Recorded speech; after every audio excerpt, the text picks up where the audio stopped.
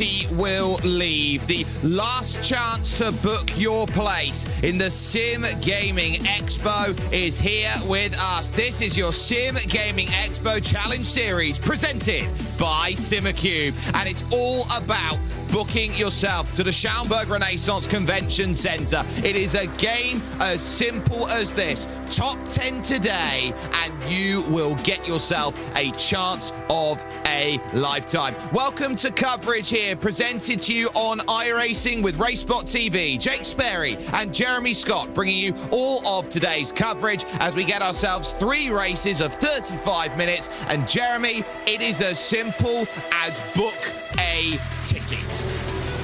I was going to say, I spent years in the Chicagoland market.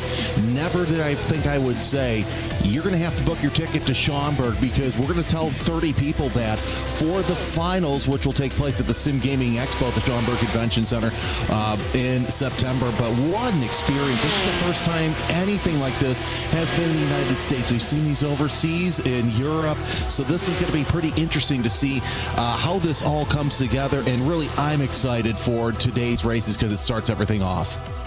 And it all started back on July 14th when they had 2 weeks to work out open time attack qualifying. The 75 best drivers had to earn their shot to get themselves to here, which is the online qualifying races. You book yourself through from 75 to 30. You'll be there for the semi-finals and the finals live at the Sim Gaming Expo in Schaumburg. It is something that these drivers have been waiting time and again for, and the Sim Gaming Expo, we've seen the likes of Sim Racing Expo, for example, has come through at the Nürburgring. This, in addition to that, is something that is so beautiful, so wonderful. And the more open LAN events that you get in sim racing, the more amazing sim racing becomes. And this is how it's going to work today, Jeremy. 75 drivers split equally, 25 each for 3 splits. And it is very, very simple. From the time attacks, first, 4th, 7th, 10th go in race 1, 2nd, 5th, 8th, 11th in race 2,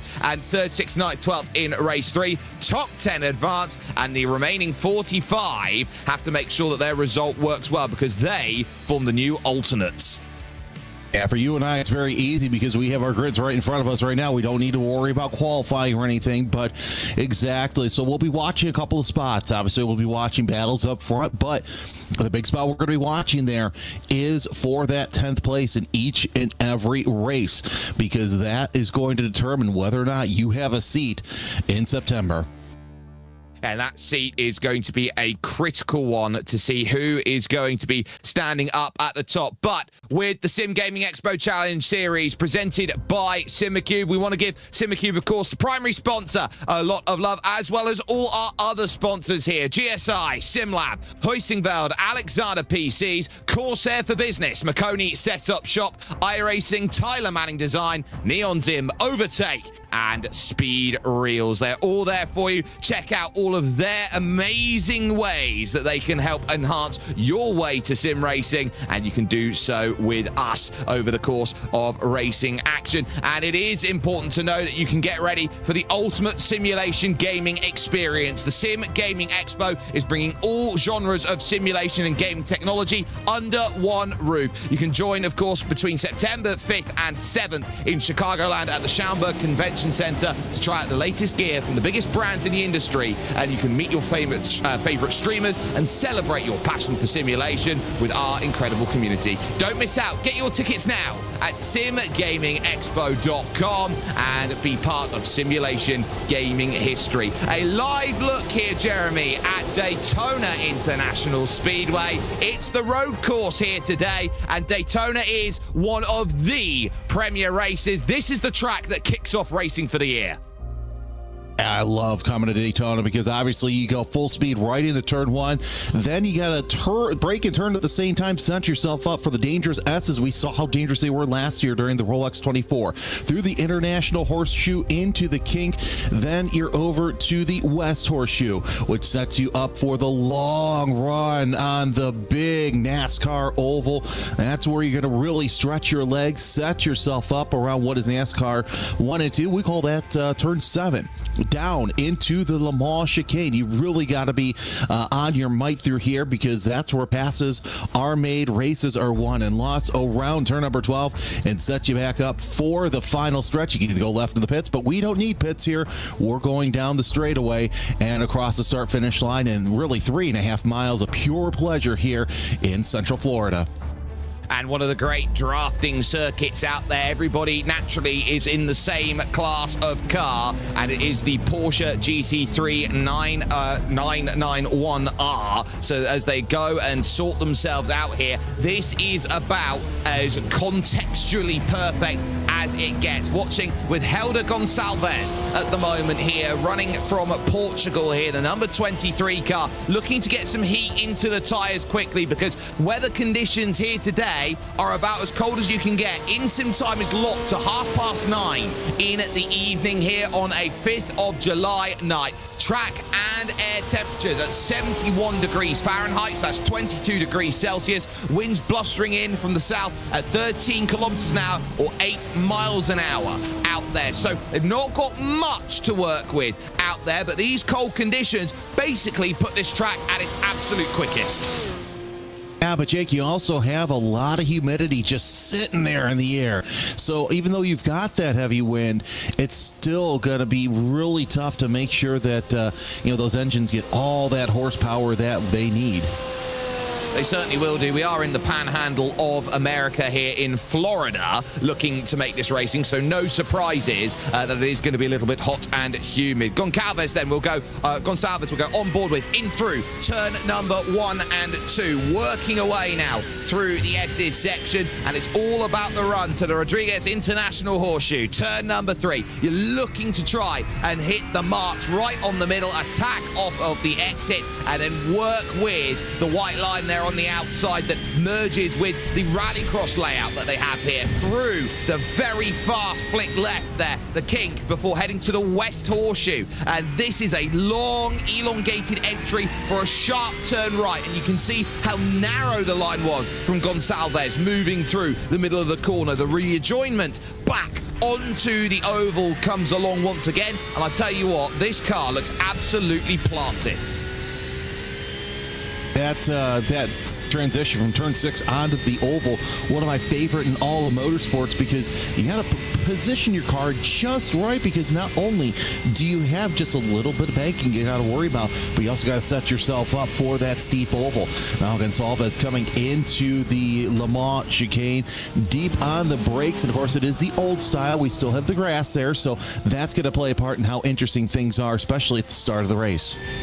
Yeah, the old school nature of that section means that there is no margin for error. If you even so much breathe at the grass difficultly, you are going to be in a world of trouble. This first lap then on board will finish, and it's all about keeping the steering wheel straight as you work yourself into the tri-oval and over towards the line. Gonçalves puts a 1:43.8 down on the board. It's good enough for second place, because MC, the main character of every race that he drives, Matt Caruana, is up there at the moment. He currently leads the championship, does Matt, when it comes to the Skip Barber Formula iracing series, which is a race on, a championship on, to book a place for a shootout for a $500,000 seat in the Skip Barber Racing Series. He's top of that championship, and he is rocketing here today around this Daytona circuit.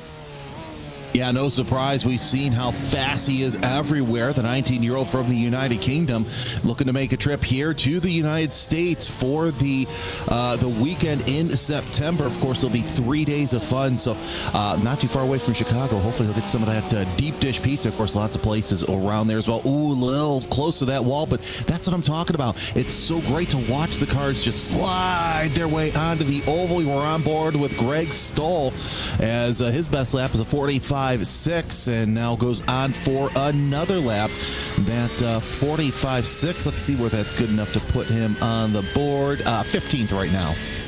I know that camera there on the left-hand side. That's an indication he's streaming at the moment. He's got the wonderful steering wheels there and helmet in the back. He's certainly proving that he's got racing experience, and he wants to go out there and show it to the masses out there. He's trying to work aggressively here. And remember, top 10 will get you exactly where you want to be.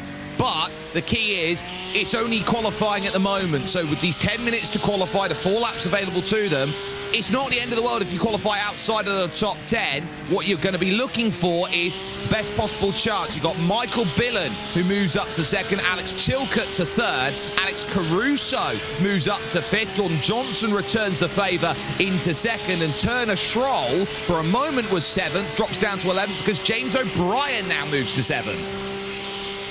And Jake, you and I have covered enough races here at Daytona to know it's like, yeah, okay, you could qualify in the top 10, that's great, but how long are you going to hold it? Because there's a lot of great passing opportunities here on this circuit. We, Stoll just entered one of them. Oh, cuts through that chicane. You got to do that to get yourself a good straight line approach to get yourself onto NASCAR 3 and 4 through the banking. And remember here with qualifying, if you pick up an off-track instant point anywhere across the lap time gets invalidated, even if you so much as brush against that outside wall, Jeremy, with the rear wing out there, that spoiler that's there, that is a 0x instant point and the lap time won't count. Yeah, the incident points are they're going to be very stringent here this weekend.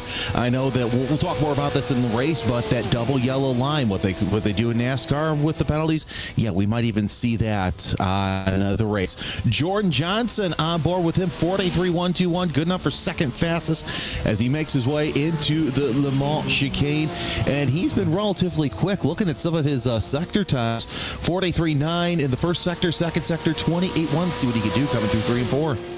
Jordan Johnson is no stranger to being quick. He's been a member of the Apex Racing team, which is one of the legendary teams out there in the world of iRacing. So he knows how to be quick. He knows how to do well. Alex Caruso moving up the order into sixth. You've got Corbin Lenaway, who's now just dropped down to fifth because Alex Chilcutt has moved to third. William Day jumps into the top 10 on a 43.5. There is 7/10 of a second splitting first and 10th position out there. Difference between top 10 or not was 0.04 of a second because Jordan Johnson goes to a 43.1. You got the likes of Eric Halsband, who moves up then into the top 10 on a 43.6. Johnson really trying to finesse his way around the circuit there, and he takes what I would call a traditional GT style driving approach right now with the Sparko gloves there on the side as he tries to really work his way into the corners here. He's pushing through. It's not like the karting style as he's on his final lap where you're very dainty and you're holding it just in your fingers. He's very much got a firm grip of the wheel. Oh, he is a sim coach, so that, the why not practice what you preach. Also during that, Corbin Lenaway with a 43.3, good enough for fourth fastest, but Johnson back on the banking, heading towards the Le Mans chicane. Let's see what he can do again. 43.1 is his best time. Brent Ruiz just outside the top 10 with a 43.7 so far. He's about 77 hundredths a second off of James O'Brien's quick time, his quick time, I should say, of 43.6. Yeah, so it is getting a little bit congested now in and around that top 10. And look, the shake of the head there, John Johnson knows that was not a good Le Mans chicane, and he overcommitted through the corner, and he wanted a couple tenths of a second. But Matt Caruana, I think, is going to be safe from Jordan Johnson, at least, in terms of time, because Caruana's improved to a 42.844 and puts himself a quarter of a second clear of the rest of the field. Turner Schroll, who is one of the founders of Hyperion Racing, moves into the top 10, and Jordan Johnson, no improvement over the line. The last drivers then will be looking around and thinking what they can do because they've only got 45 seconds. One of them is Brian Martin then in the number 54, goes around with the name B-Roy out there on Twitch. He drives in the Creator Series out there on iRacing, and his claim to fame created the biggest lap 1 crash, I think, in sim racing history at the Monza Combined Oval. One driver who just got in the top 10, hopefully not poking out yet, Pierre Penigua with a 43.5. So good to see Pierre out there. But we're watching Brian Martin coming off an NASCAR turn 4. Sets himself up for the start-finish line. Of course, the waiting seconds goes down on the apron, which is allowed during qualifying to pick up some speed across the line. 44.387 out of the number 54.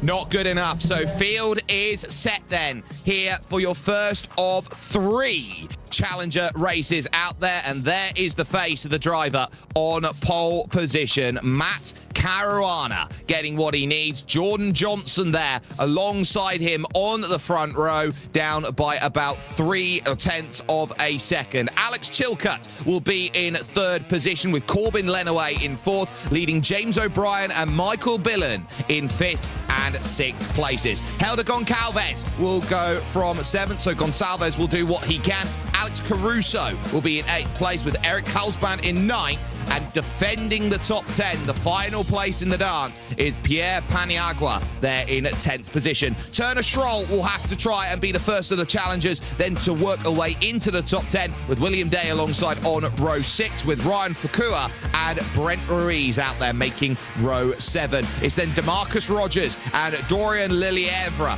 in 16th position with Tyler Beeman and Willie Brennan then on row number 9. There is B-Roy Brian Martin rounding in 19th. He's got the VTuber alongside of Blanc Ryuzaki then, who makes up the top 20, as Brandon Potts and Dennis Trump will be on row 11. Greg Stoll, we saw earlier on, is going from 23rd. David Hall is 24th, which leaves just the one driver there of Ron Matthews, who will be in 25th position. Andrew Nesland should be a non-starter for this first heat out there as they go. So the Sim Gaming Expo Challenge Series presented by Simucube now looks to bring itself into full position, Jeremy. They will have 35 minutes, and quite aptly, they're behind the Porsche iRacing first safety car for a short pace lap here, a half a pace lap before they get themselves out to racing here at Daytona. And the trickiest place on any start is going to be lap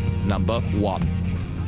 Yeah, turn 1 is going to be a calamity corner here at the start, with a whole bunch of Porsches going into there, trying to go from 3-4 wide all the way into 2 wide. So it's going to be interesting to see who makes their way into 1 unscathed. It's going to be very tight, to say the least, as the field works their way around the Le Mans chicane.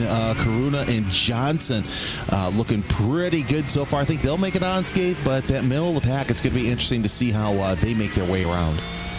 With Matt Caruana in control of this field, you might be able to have a couple tenths of a second's worth of advantage, but it is going to go away the moment that you bring Slipstream into position. And they know that over 35 minutes, they've got to play ball. They've got 17 instant points to work with before a drive-through penalty. Then it's another drive-through penalty for every 8 instant points after that. There are no fast repairs in this series, so if you crash the car, that's it. You have to repair the damage on the circuit, and with it being 35 minutes, do not expect pit stops to be a factor. But we got 75 drivers overall. Your first 25 have this question. It's 10 who will make it and who will book their place. Pace car dives down in the field in control of Matt Caruana, who jumps immediately, and the green flag drops. We are underway from Daytona International Speedway, and the race to Schaumburg starts now. Yeah, the top 4 or 5 already making their way single file, which is fantastic to see. And so far, so good that we're seeing everybody play nice in this 1-2. And I say that. Yeah, there goes the spin. It's a huge moment to start this race. Right to the back goes Helder Gonçalves then. In the opening salvo of this race, he's turned around through the right-left chicane to start off racing. He'll have to fight all the way from the back. That is pretty much the disaster start that nobody wants when it comes to racing in this field. You want to keep yourself clean. There are stewards reviews, but they will come in the form of time penalties at the end of the race through protest. So there are no guarantees that these results, when we get to the finish line, are going to be official. That's why we will read them as unofficially who will be in or out. Another spinner. And it looks like that might be Paniagua, who is your spinner there, and that's actually the 18 of Paniagua. Yeah, so that drops himself back to the tail end. Charlie, as we're side by side for position with the 27. Leading the charge there, that's Brett Ruiz just on the outside looking in on the top 10. Yep, there just in front is Willie Brennan. Dorian Lelievre is there. William Day. It's Turner Schroll who's currently got the top 10. So this group's got to start working together here. They can't afford to go too wide early because they know if Turner Schroll's the top 10 and they've got a gap here, they've got to catch William Day first and then work together with the slipstream to get themselves into position. This is one of the keys of racing at Daytona. If you need a place, you're going to need people to work together to give yourself that opportunity. Two clear at the front. Alex Chilcott and Island in third position, and then through to the top 10. Turner Schroll, currently the Guardian, side by side for 12th. Lelievre then having to be careful. Willie Brennan then to the outside, and behind that, DeMarcus Rogers having a little sniff down the inside with Ruiz and Brian Martin in play. B-Roy wants an action.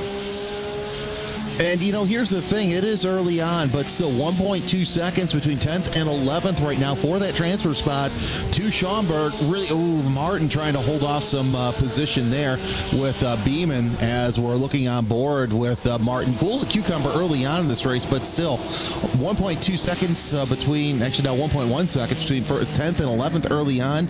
Yeah, you may think it's big, but really anything can happen here at Daytona. It can. Ruiz just behind, losing the place there to B-Roy, Brian Martin, and then Tyler Beeman is there going through. And look behind, that's a third that goes because that is Blanc Ryuzaki with the dive straight down the inside and picks up the place, but loses the drive then and is caught on the outside, so actually will lose a place for making that move. Greg Stull really showing the, I would say, experience to go and make that move. Understanding you can make that move at turn 7, but if you're overly aggressive trying to make it happen here, Jeremy, it's a case of you're just going to see those places go away. You can't just attack at every corner and expect no comeuppance. Exactly, and you know, you got to save the tires. Yeah, we're talking 35-minute sprint race, but if you keep attacking, you keep getting aggressive, those tires are not going to treat you well. So treat them well, and you will be thanked later on. And Ryuzaki sitting there in 19th, trying to draft off of Greg Stull. I'm kind of surprised, Jake, that we're not seeing too much partnership for those who are on the outside of the top 10 to try and catch up to that top 10. I figured that we would see early on a little bit more raciness out of those drivers. Well, I think what we're seeing here is drivers here who are all thrown together. They don't necessarily know or understand the way that everybody goes. There's a big look to the inside. Greg Stull is certainly showing aggressive to try and get by, but Brent Ruiz is finding a great way of making it work. Brandon Potts is there. We'll take a look at the start. So this is Gonçalves and the issue, and it is vintage Daytona. You get two drivers there, and you have to move right to take the chicane properly, but if there's any overlap, you're just going to turn yourself over the nose. And Paniagua just, that was a self-spin right there. Is got to get on the gas too early, and that is a consequence of turn number 6. You want to get on the gas, you want to get going, but there are just sometimes where back end just does not want to go around. So we're looking at the battle for, I believe it's going to be 13th between Willie Brennan and DeMarcus Rogers right there. Rogers sitting there in the number 47, just trying to bide his time and set himself up. We still have a half hour left to go, and I know we talked about finding your draft partner, getting up there, but at the same time, you don't want to start too early. It's 6 1/2, half dozen the others, I like to say.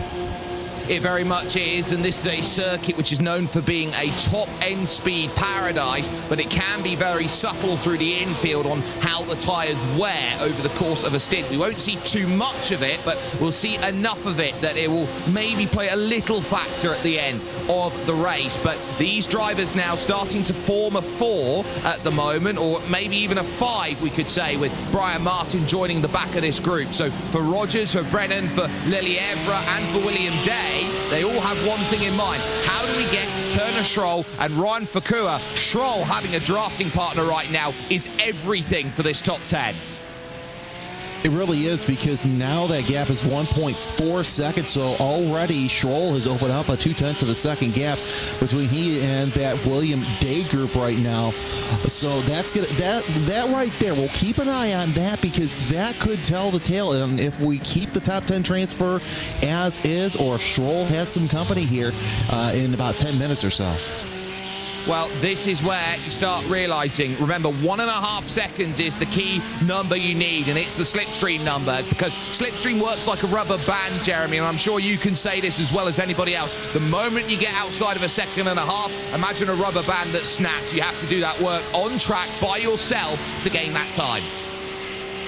I forgot what I was watching earlier this season, but you're able to hear it in some instances where it's nice and quiet. You pop out, and the wind just hits you. So yeah, you got to get within 1.5 seconds of another vehicle, or else that draft, as they say, is not going to work, and the wind's going to work against you.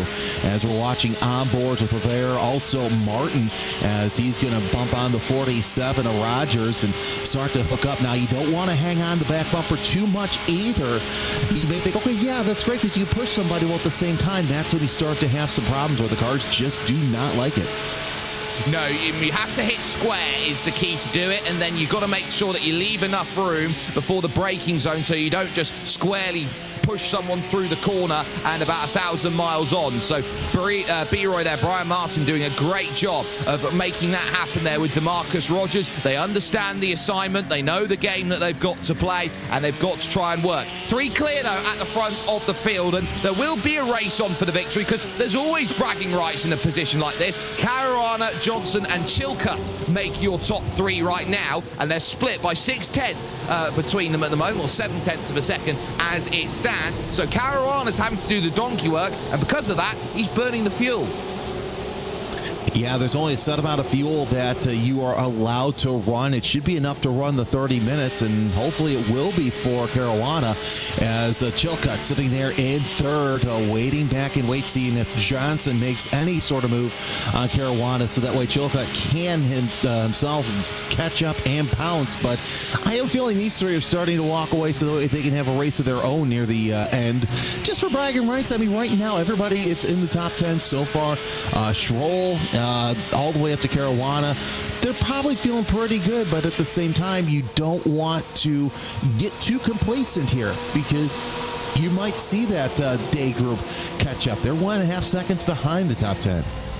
Let's talk some of your biggest movers. Ryan Fuqua is up 4 spots, 13th into 9th position. 4 gain for Lilievre, who is into 12th position, a gain of 4. You've got Willie Brennan just in front there, going side by side. This is to go +6 as Brian Martin thinks about moving to the outside. B-Roy doesn't quite get what's necessary there, but at least for the moment, this group are looking at trying to gain pace. William Day, a 44 flat over that last lap, a 43.9 by Turner Schroll. So they lost 1/10 of a second over that last go. The gap as they crossed the line was 1.8.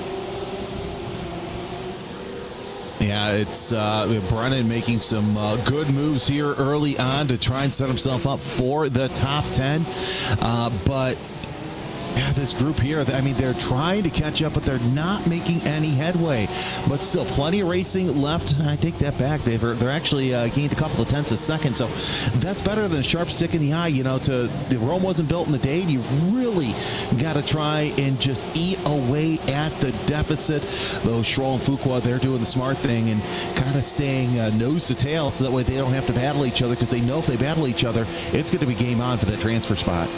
And speaking of battles, keep an eye out on 4th, 5th, 6th and 7th out there as well in this race, because you've got James O'Brien, who is there holding that 4th place, but Corbin Lenaway wants to have some time at the front of this group with Michael Billen and Alex Caruso. They're all there, they're all together, and they're all figuring out what's the best way we can work to get ourselves up further forward in this field. And if you feel like the leader of the group isn't doing enough, then obviously you're going to want to take advantage. Look at that, up to the high line there from James O'Brien. Lights start flashing back there from Michael Billen. So one car then pushing that side by side. Lenaway takes that position to the front, and it's well coordinated. Billen to the inside will look and take that place away. This is a thinking driver's pack if ever there was one. Really is, because you know what, you can try things out to try and move forward, because you're not in danger of a little bit of rub there by O'Brien, but you don't have to try, you know, to make desperate moves, because you're solidly right there in that top 10. So they're going to try some things and see what happens. And one thing that I noticed too, and I noticed it during B-Roy's entry into turn number 1, a couple of drivers are taking that wider, faster approach through one. So keep an eye on that. That might be the difference here at the end of the race. Yeah, you can take that wider line because you get more entry speed into the opening section of turn 1, and then you can just try and diamond off the corner a little bit easier. You do have to scrub speed more in the middle, but it is one of those where the outside line at turn 1 can give yourself a huge amount of effort to work through and give yourself a tiny little advantage. So we'll see how it goes as the group now looking to form is starting to split into 2 and 2 here, with Alex Caruso and James O'Brien now a little ways off the back of Michael Billen and Corbin Lenaway. So it is starting to fracture, and speaking of what's fracturing, that group of 9th and 10th might soon be 8th, 9th and 10th, because Eric Halsban is in a position right now where he's on a complete island. Yeah, that's going to happen sooner rather than later. You need somebody to play with once you get on the oval, or else you're going to get swallowed up eventually, especially going into the horseshoes. That's where we're going to see a lot of these drivers pick up time throughout the circuit, as we're looking at Halsband right now. Nice little setup that he's got as he goes around into turn number 1. And, of course, look at the wider entry that the Fuqua Schroll group is taking right now. That's going to help them out, get up to that, make it a battle for 8th place. They took 1/10 of a second that last time by, and they are starting to search a little aggressively behind. Willie Brennan has lost the place to DeMarcus Rogers, and now B-Roy, who is perennially stuck on the back of this group, is trying to find a way through. He's looked left, he's looked right, he's looked up, he's looked down, he's even looked slantways. He's tried everything he possibly can. He's used the great glass elevator if he possibly could to find a pass, and nothing is sticking. You can do whatever you want, but if you can't get the pass done, that's going to make life difficult for you. And once again, we're on board with B-Roy as he is making yet another lap. DeMarcus Rogers with the spin then. It's as simple as that. Coming through turn 6, he was aggressive in. The car in front was slow, ran wide. That was Lily Evra, and then that really did disrupt the flow of DeMarcus Rogers. Yep, that seemed like it was another Pierre Panigua incident where you just do it on your own, and that's going to happen there. Let's take a look at replay. And yeah, once again, that back end wanted to see what the front end was looking at, struck the cone, but nonetheless, at least able to get back underway quickly. But still, it could be game over for DeMarcus Rogers with 21 minutes left. Still 19th, but still a lot of ground to make up. That is a lot of time, especially after a spin. The tyres will be working, and these cars out there as your top 3 work away into the opening corners still. Caruana, Johnson, and Chilcutt, those top 3. Remember, they've just gone through a GT3 refresh not a million days ago, so it will give a little bit of a new understanding to how they work with. The tyres are a bit more pliable after a spin. It's not a case that you've got the hypersensitivity of the tyres, where effectively you spin the car once, you're completely shot with overheated tyres for half a stint. Watching this battle also for 18th place between Potts and Rogers as they're battling one another side by side throughout the circuit around the International Horseshoe. Wow, Mason going too wide, not making any kind of contact. So right now, Rogers gets out front in the kink, but does it last for the time being? I think it's going to, because Potts lost a little bit of ground. Ryuzaki, the next car who wants to get around Potts.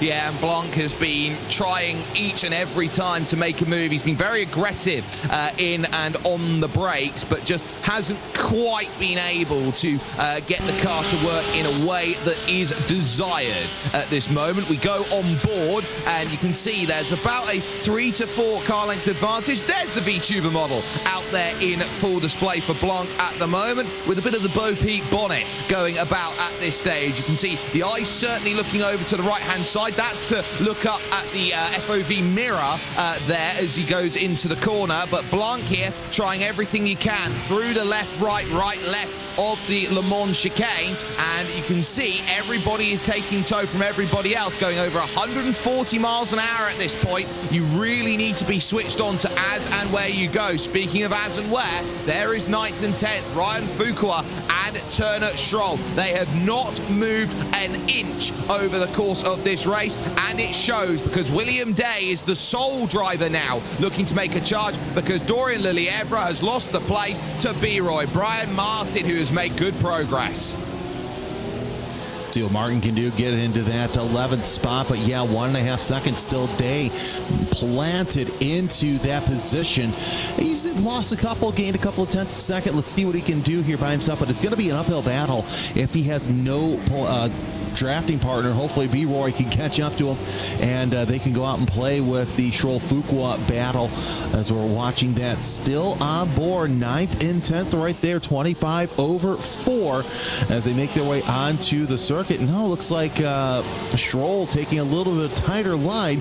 Could that be a test to see what happens here in the later stages of this race? If he can catch up to Fuqua, maybe pass him for one extra spot so he's not sitting on that bubble.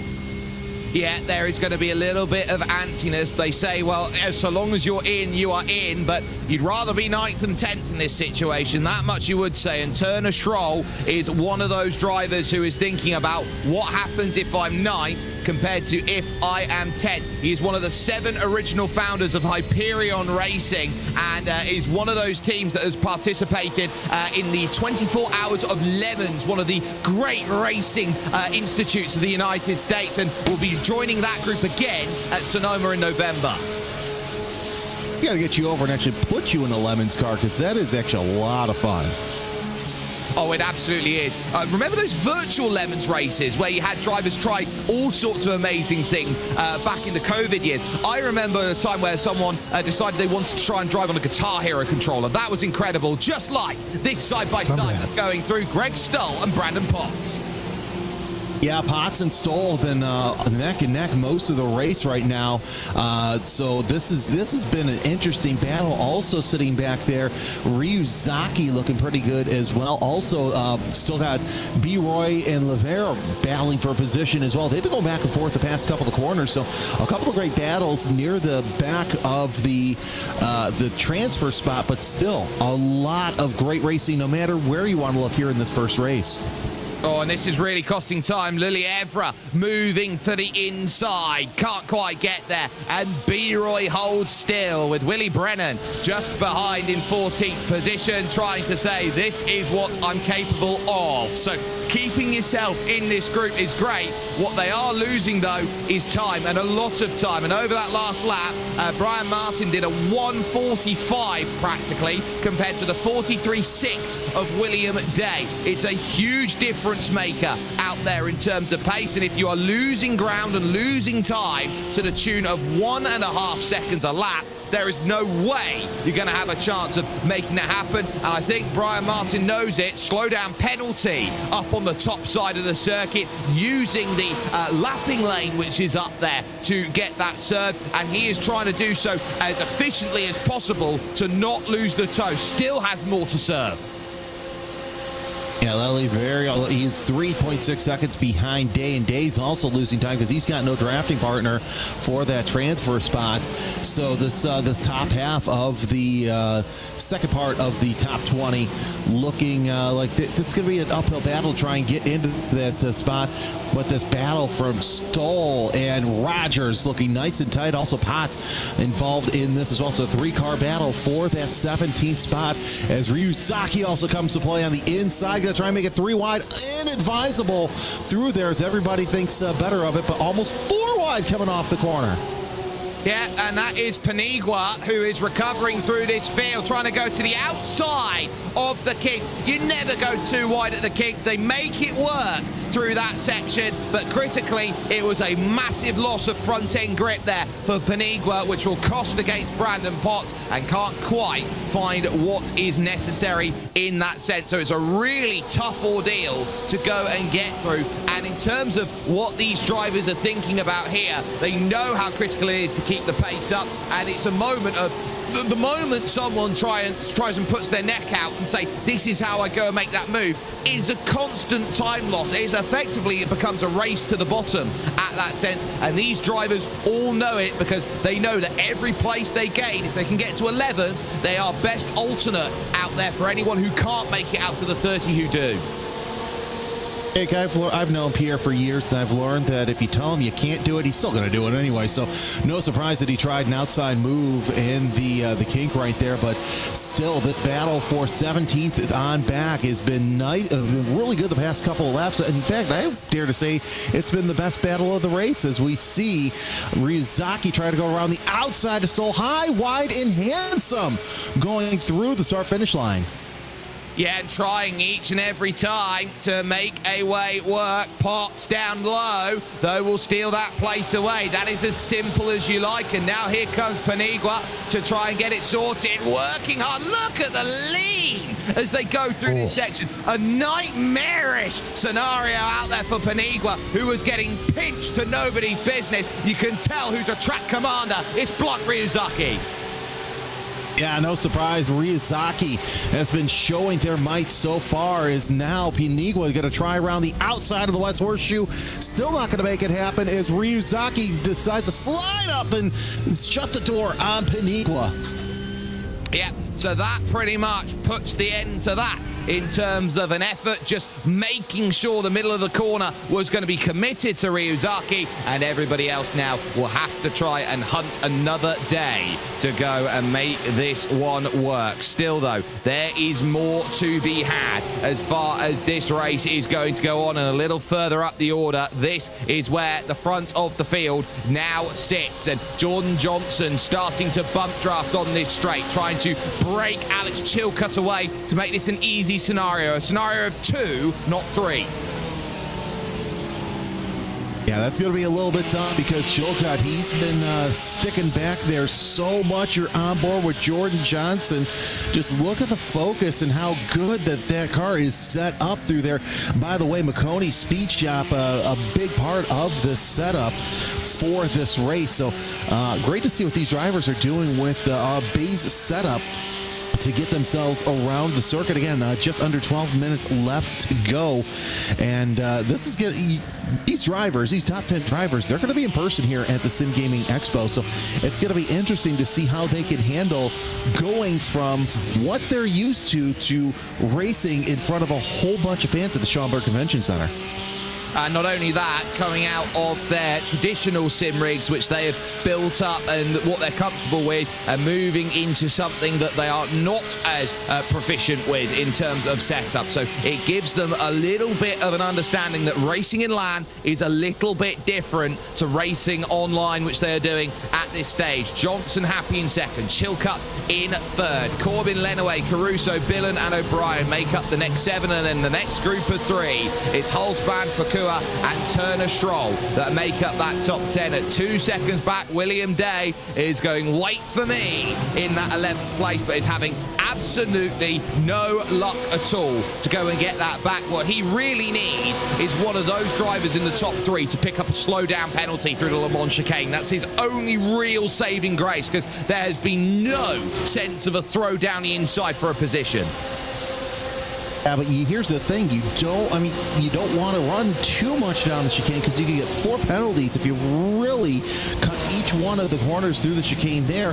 And really, after 17X, well, then you've got to do the passer, and then it's effectively race over, and you're not going to qualify for the finals. No, so you've got to make sure that you're hitting those marks each and every time. And we focus there with Turner Schroll, who is working hard in that 10th position to get himself into play. Ryan Fakua then in position number 9 at this moment in time is doing everything absolutely fantastically out there. And here's the interesting thing in terms of why we haven't seen moves. It's because Ryan Fakua and Turner Schroll come from the same team, Hyperion Racing. Want to do nose to tail and make sure that everybody stays in line. So it's going to be like trying to pass a brick wall. You're not going to be able to do it. So Schroll right now, if I'm him, I'm just going to sit there and say I'm happy with 10th right now. Let's see, now 2 seconds. That's the biggest gap that we've seen between Schroll and Day all race long. So really, just bide your time and get yourself set up and start packing for Schaumburg. Yeah, and someone who will know Schaumburg better than anybody else is Eric Halsban. He grew up in Cary, Illinois, just about less than 20 miles away from the convention center. So him in 8th place, you can't get any closer to home. No, you really can't. But then again, 20 miles in the Chicagoland area, that could be, 20 minutes or 40-minute drive. But either way, nothing like a little bit of home cooking. I'm excited for some home cooking for the this gaming fest myself because, you can sleep in your own bed. How many times, Jay, can you do a race in person and be able to sleep in your own bed? It's not very much unless you're in a racing hub. Exactly. I will never have that luxury of being able to do that. My area is not a sim racing hub by any stretch of the imagination, but for drivers who do, it's one of the most amazing luxuries you can put yourself into. You don't have to sleep in the hotel. You don't have the question of where am I going to get food? How am I going to be happy about it? It's so much of an advantage. It's one of the unwritten advantages. Well, even those who are going to be traveling to Schaumburg, I can say from personal experience there is no shortage of good food anywhere around that area. So if you are going, it is, it's basically Chicago light because everything that's in Chicago is over there. Meatball flag for Blanc Ryuzaki, repairs needed. So it's game over for the 22, unfortunately, but Jordan Johnson still doing all he can to keep up to Caruana. Eric Hall's band also, we're watching on board with him. Turner Schroll is still sitting there in the top 10. So Blanc Ryuzaki, in spite of all the great moves they were making, Jake, they're basically effectively out with repairs. It started with Brandon Potts on the exit then of turn number 2. So it's all gone wrong. He spun it on his own, was slap bang in the middle of the circuit. You can see it here now. Slap bang in the middle of the circuit. Is this a port? Oh, he's tried to get out of the way. And there's nowhere for Blanc Ryuzaki to go. That's one of those that you throw the hand up and go, why did you move? Exactly. Got to hold your brakes, especially through there because it's such a blind corner. And of course, there's Pierre Panigua making some off-road experience happening there. But yeah, you got to hold your brakes, especially through there because it is such a blind corner. We saw this year with one of the LMP2 cars there during the Rolex 24 hours that got hit just like that. Yeah, for those who are asking, Alex Caruso, not the basketball player, but rather from California, the co-owner of Hyperion Racing. So another driver of Hyperion. They're getting 3 into the dance as it stands at this moment. And we focus on this trio at the front, down to just 6 3/4 minutes left in this race. And Jordan Johnson sitting on the back there, or in the middle, sorry, with Alex Chilcutt, who hasn't thrown anything out there. This is one of the scenarios where if you're watching these 3 and they haven't moved at all, someone's going to yell, somebody throw a pie. But no one is going to until the final lap because they know that the moment they start moving anywhere out of position, they're not going to have a chance to get into it. Here's the thing, Chilcutt is 8.7 seconds ahead of Lenaway, so really nobody would blame them here if they decided that they were going to go play. We've got about 4 or 5 laps left to go in this race, so it's pretty smart for them just to hold station, see what happens, and see how the race comes to them in the next couple of laps. Because, yeah, there's really, and of course, also, they don't have the benefit of dealing with lap traffic either. So if one driver makes a move, it's basically going to be popping out of the draft, and the defending driver will not have any sort of issue. Yes, and that means that if you've got no issues in terms of the overtake, you are there and you are happy. There is a 4-mile-an-hour difference on the front stretch they go in between Caruana and Jordan Johnson. It is a stark reminder that the slipstream is all-conquering and all-powerful, and the worst place to be is on the front. They are still swapping it out for 4th and 5th behind as Alex Caruso moves through on Corbin Lenaway for that place, but Lenaway isn't having it. It's going to try and go then onto the outside of the International Horseshoe to go and get this move, tries to get that sharp line off of the exit to entice that drive, but just can't quite manage it there. Is going to be underneath there, that rear wing, but has nothing more else to say about it. Stuck in line here to the West Horseshoe. Just hold station, you know, bide your time. It takes one slip up for something to happen as Caruso and Lenaway running 4th and 5th. Behind them, they've got Billion and O'Brien as well. So this pack here, they've been doing some smart moves all throughout the race. Going to see what happens now as that gap, Jake, is almost 9.5 seconds between 3rd and 4th place. So they can run their own race because back there, that battle for 8th, 9th, and 10th also about 3 seconds back, so they kind of have a nice little cushion as well. Yes, but they can't afford to do anything silly, because if one car even so much as breathes out of line, that's the difference between in and out in terms of how they race. And they work hard there through the Le Mans chicane and give themselves every opportunity. They're doing 1:45 lap times, and so this is going to be close as they cross, but I put it at 3 laps to go here at Daytona for this first race of 3. 3 laps to go. Anything can happen here as we see Lenaway all over that back bumper of Caruso going down the start-finish straight. Well, not so straight to the start-finish tri-ovals. They all go drivers right to the outside to set up for the rest of turn number 1. But yeah, it just takes one to just pop out of line and really create havoc for the rest of them. And I'm keeping an eye on William Day. He took a 1/10 of a second out of Turner Schroll, but he's still stuck at 2.1 seconds. He needs help in order to get himself over the line. But this group of 4 continues on, and Corbin Lenaway has been searching about, having a little prod, having a little poke, but Alex Caruso's got all the answers to it. And there we take a look with car number 16 out there at this moment in time, really working through the corners and saying this is what it's all about. We focus here because that is Michael Billen on the back of Corbin Lenaway, who is the 16. Look at that, right up to the wall, and we saw a few sparks there going through. That shows how much they're pushing, even though they're stuck in this groove. Yeah, because if you're not pushing, that driver behind you is going to push even harder. So you want all the real estate and then some. They paid for the whole track, Jake. By God, they're going to use the whole thing. Well, you've got a road tax for a reason. You might as well use it all, is the way I like to describe it. And you are absolutely correct with that, Jeremy, as they sit looking at 2 laps to go as they cross the line. This is all about giving yourself a little bit of leeway, opportunity. You know that drivers want to make the dance. They've done so well this front 10 of just keeping it calm and steady. It's not been fireworks, but it doesn't have to be out there, as here comes Lenaway to the outside. This for 4th position to try and get the move done. And again, to the outside, it tries to work, but the inside is completely covered on the inside. And that's what you need to do, because you want to cover off any sort of attack through 1, 2, 3, because even if they don't attack, they're still going to be side by side with you going into the International Horseshoe, and has such a great passing zone here on this circuit. So you want to cover off any preemptive attack as Caruso, Lenaway, Billion, and O'Brien 4th, 5th, 6th, and 7th through the West Horseshoe. Lenaway takes a look to the inside, doesn't make anything happen as he's too far away from Caruso. Now set themselves up into turn 6, where they will definitely be on the loud pedal to get onto the oval. White flag this time by for your leader, Karuna Johnson Chilcutt.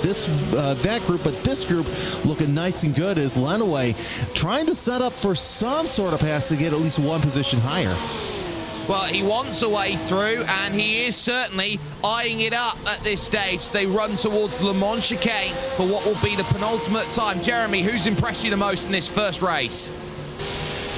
I would say Chilka for staying up near the front because Karuna and Johnson, they've been able to open up the gap. But also, here's what's interesting, too. I like William Day because now he's 1.3 seconds behind Troll.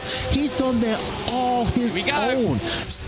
Now we've got a battle for position for the lead. Here comes Johnson to the outside, side by side in the turn number 1. Johnson going to take the wider approach. Will that hurt him? No, he has a nose out front, Jake. He does, but now he's got to try and get it sorted to the International Horseshoe. Caruana blocks him off. Then as they go right into the grass, they go. Gloves off, last lap. Let's have a race. Alex Chilcutt has a little think about making that move. Not gonna happen. Caruso and Lenaway have switched, so Lenaway now up into 4th position, has got the number sorted. Schroll has been started to get caught right now, and William Day is at 1 second back for the transfer to book a place. It is all kicking off on this final lap, but at the front, as we take that drone camera look for a moment, it's Jordan Johnson who wants the glory here of getting by MC, the main character, Matt Caruana, for position, and now has only the banking to do so. Alex Chilcutt will look to try and time this run from 3rd position, and the gap as well for William Day is critical. Schroll's still got the draft of Fakua in front, and he's also got draft as well, but there won't be a move here into the Le Mans chicane here, but it's about drive out of it. That is paramount. Jordan Johnson has been waiting and waiting and waiting, but here now comes the almighty drive to try and get that place of victory assured and secured. Jordan Johnson now closing down in. Matt Caruana can only make his car as wide as possible. Here comes the drive to the line. It's now going to be a fan out as he goes to the outside. Caruana, King Caruana holds. As easy as that, he's nonplussed. He knows exactly what he had to do. It's brilliant for him. Johnson is 2nd, Chilcutt's 3rd. The next group have no drums, they come to the line. William Day is a couple laps too short, and your top 10 is rounded out by Turner Schroll. What a fantastic battle. We saw Lenaway get up to 4th place over Caruso across the line here. It looks like that the two, Levere holding off Brennan. Oh, contact late on the race against the wall is one of the cars made some heavy contact going onto the straightaway.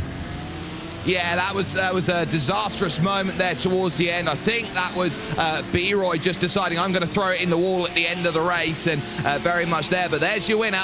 Car number 3, Matt Caruana, is proving that he is going to make sim racing his, and the more that he goes about it, it's win after win after win, and you can see that he is just in a cool down mode at the moment with the way that he is going about things. All race results here, of course, are unofficial until the stewarding review comes out post-event, so keep an eye out on that, and we will let you know if there are any major changes that go through after this. But 21 laps of racing, Matt Caruana 400ths only at the line, but holds off Jordan Johnson for the result then, leading a slew of members of the United States. Alex Chilcutt in 3rd ahead of Corbin Lenaway and Alex Caruso rounding out your top 5. Michael Billen and James O'Brien are 6th and 7th, with Eric Halsband in 8th. It's then Ryan Fakua and Turner Schroll who book their places over to Schaumburg with a top 10. First alternate will be William Day in 11th place, with Dorian Lelievre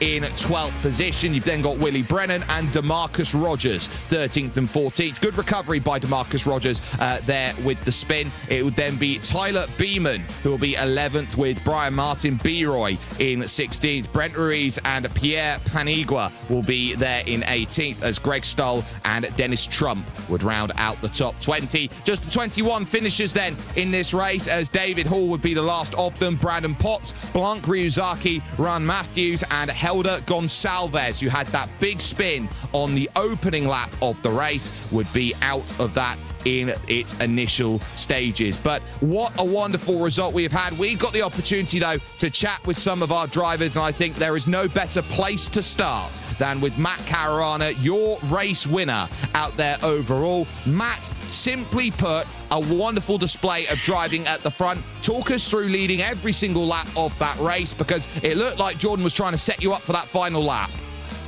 Yeah, that well, I knew he flashed me on the first lap with his lights, so I knew he'd stay behind for the whole race. But yeah, I sort of knew he'd go for it on the last lap. I didn't expect him to go around the outside at turn 1, but yeah, he tried, and we had a good battle. And I think we both just want to make it through the top 10. So yeah.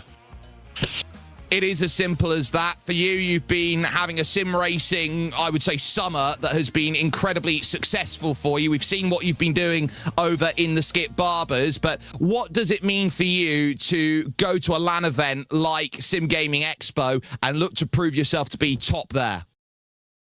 Yeah, definitely. It's a massive opportunity. Obviously, going to a different country, a LAN event, all the eyes are on the stage sort of thing. So yeah, it's a big opportunity. I'm looking forward to going, and yeah, we'll see how it goes. And in terms of some of the competitors you've been keeping an eye out on, it's not just here, there's 2 other splits of racing that's going on. Who have you been eyeing up over the competition that you think is going to be your biggest credible threat? Yeah, we've got, well, obviously Jordan in this split had really good pace. Alex and Buford had good pace. And then the other splits, obviously, we've got Daniel is 9K, and I think David as well is 10K. So yeah, a lot of competition in all the splits. So it'll definitely be a lot more difficult when we all come together. But yeah. Well, we'll wish you the best of luck. Matt Caruana, we call him sometimes the main character because he just keeps winning. Gives himself the result here today from Daytona International Speedway. Jeremy, you taking the walk down the virtual pit lane. I believe you found yourself with the driver that's impressed you the most in Alex Chilcutt. I've got to say this, Alex, third place. First of all, congratulations. Welcome to the Sim Gaming Expo Finals. But talk us through how you got up to that lead battle without any drafting help whatsoever. Yeah, so I was very fortunate to have a good quali. Ended up third. Took it easy the first couple laps, and then the guys in front of me really understood the assignment. They weren't battling at all, so it was nice to just sit behind them, draft, save tires, and made it really easy for myself. What I find interesting about you is, you're racing guys, drivers, I should say, who have raced, many years in iRacing. You've only raced 2 years here in the sim. How did you get so fast and so good so quick? More hours than I'd like to admit. We'll just go with that. Well, as you and I both know, those Chicago winters can be brutal, so that's understandable. Now you set your sights on the Schaumburg Convention Center in just a couple of weeks. What is your process into going from your normal rig into racing in front of thousands of people? Yeah, it's going to be a tough transition for sure. Going to be interesting to see if I can adapt to the new equipment. It's very high-end stuff. I mean, they've got some of the best in the market, so I'm looking forward to having a chance to try it out. And I have the active pedals, so I'm going to try my best and maybe recreate what I'm going to be feeling out there. That's going to be interesting to see. We'll see you out there in just a couple of weeks. And of course, Jake, Alex talking about how they have top of the line equipment there. There's going to be a lot of great vendors on site who will let you try out all this great equipment that you could use here in the game. Absolutely. If you find something that works for you, the best place to get yourself a nice trial scenario would be at the Sim Gaming Expo. And there are tickets still available to go and get yourself there. So get yourself ready for the ultimate simulation gaming experience. It's the Sim Gaming Expo, and it's bringing all genres of simulation and gaming technology under one roof. You can join on September 5th to September 7th in Chicagoland at the Schaumburg Convention Center to try out the latest gear from the biggest brands in the industry. You can meet your favorite streamers, and you can celebrate your passion for simulation with our incredible community. Don't miss out. Get your tickets now at simgamingexpo.com and be a part of simulation gaming history. That will bring into play what has happened in the first heat's worth of racing. But there are 2 more. We've got 10 drivers who have already booked their place, Jeremy. And we've got 20 more who need to try and find another ticket in play. Another 25 drivers are racked up. And the question will be, how will the second race that will be coming up be any different from the first? It'd be interesting. I don't think we're going to see the same thing that we saw last time, because you had drivers who were able to see what worked and what didn't. So now a lot of fast drivers in this wave as well that I'm looking here as they're now hitting the track for practice. So I think we're going to see a little bit different wave that we saw than earlier on this morning. We're going to get this chance then to jump in with the driver who finished second overall. That's Jordan Johnson. Jordan, that is about as close as you can get without it working out there for you for the victory, but you gave pretty much everything you could. How much of that was waiting for that last lap and saying, right, gloves off, let's give it a go? Yeah, I mean, I think coming in, it was kind of just no risks, make sure we both get to the end. But yeah, we spent pretty much the entire race just kind of testing things out, seeing what gaps I needed to have at what points in the track, particularly turn 6, and then coming out of the bus stop, just seeing where I needed to be. And I knew where I needed to be, and I got there. And then coming out of the bus stop, I just got a bunch of wheel spin as soon as I put it on throttle, tried to full commit. And it just was a little bit too much. I think if I was able to hook up the rear end, I might have had a really good shot at taking the win today. You've certainly got a lot of experience through the Racing Prodigy League, for example. You've had your chance to be a coach in 2 separate different areas, and your performances over with Roush as well. In terms of how you've looked to try and leverage that experience, you know that the top end of this field has some incredibly quick drivers. So was it a case of everyone knew the game and just had to try and keep themselves on the level and steady? Yeah, I think so. I mean, Matt wasn't really doing anything that I would even consider slightly sketchy. It was really just hold his line. I kind of followed up behind him. Last lap, I figured, let's just have a little bit of fun. So I threw some low risk moves, not really high percentage, but just making sure that there was no chance that either of us was going to take each other out. And then just make it through to the next round, because there's not too much incentive to do anything today. We're not fighting for any prizes today specifically, or any advantage going into the actual event. So it was really survive and make it to the next round. Ticket booked. What is the element of competition you're looking forward to the most when it comes to racing in Chicagoland? I think really it's just getting back and racing in person again. I've only gone to a couple events in person in the sim racing side of things, but from other disciplines I've done, it's always been one of my most favorite things to do. It's a really rewarding experience. So really just getting back in front of people and onto a stage.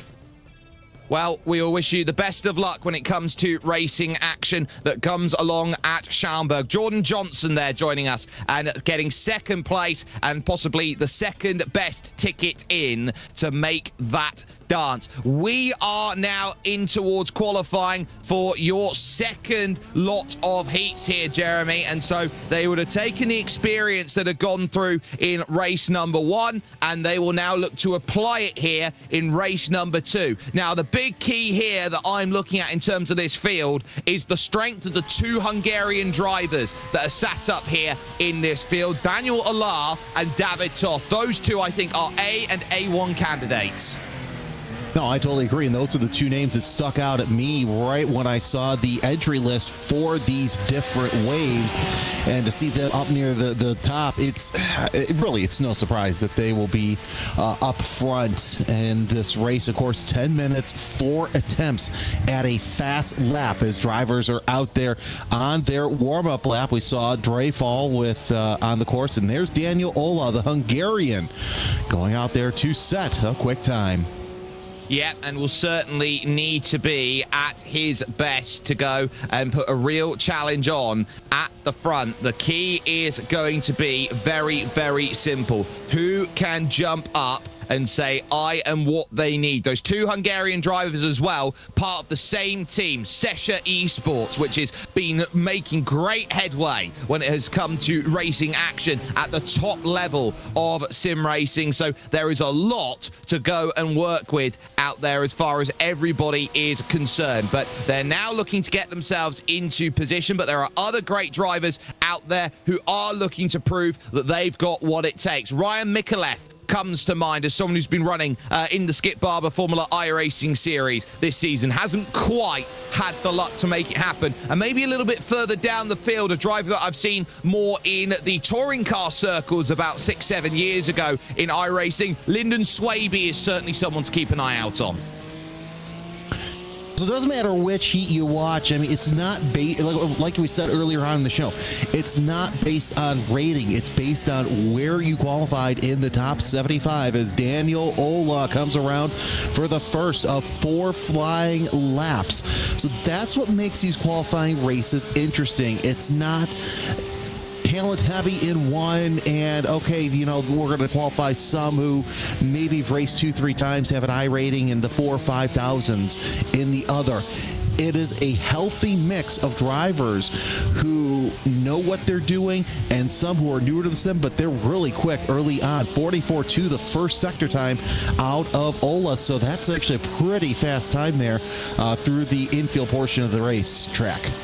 It very much is, and I suppose to your point then, Jeremy, you'd say that the stopwatch never lies. Oh no, the stopwatch never lies. Of course, when you have Daniel Ola on one of those cars, you know, you would expect it to go fast, and it going slow means, well, there's something that happened to the car. Yep, so now through the Le Mans chicane, really trying to attack and carry as much speed as possible there on rails through that section, running out to the middle of the circuit and also trying to get those tyres to work into an operating window, because these tyres will be cold to start. It can't get any colder than this in terms of track condition. So as you're trying to get the temperature into the tyres, you firstly want to bank a lap, but secondly, you need that second lap, that third lap, that fourth lap to gain even more grip. 43.5 to start was 7/10 off the fastest time in practice. David Toth goes to the top. Then as Ryan Mikulev goes third, and Zahair Ahmad is now into fifth because of Lewis Clark.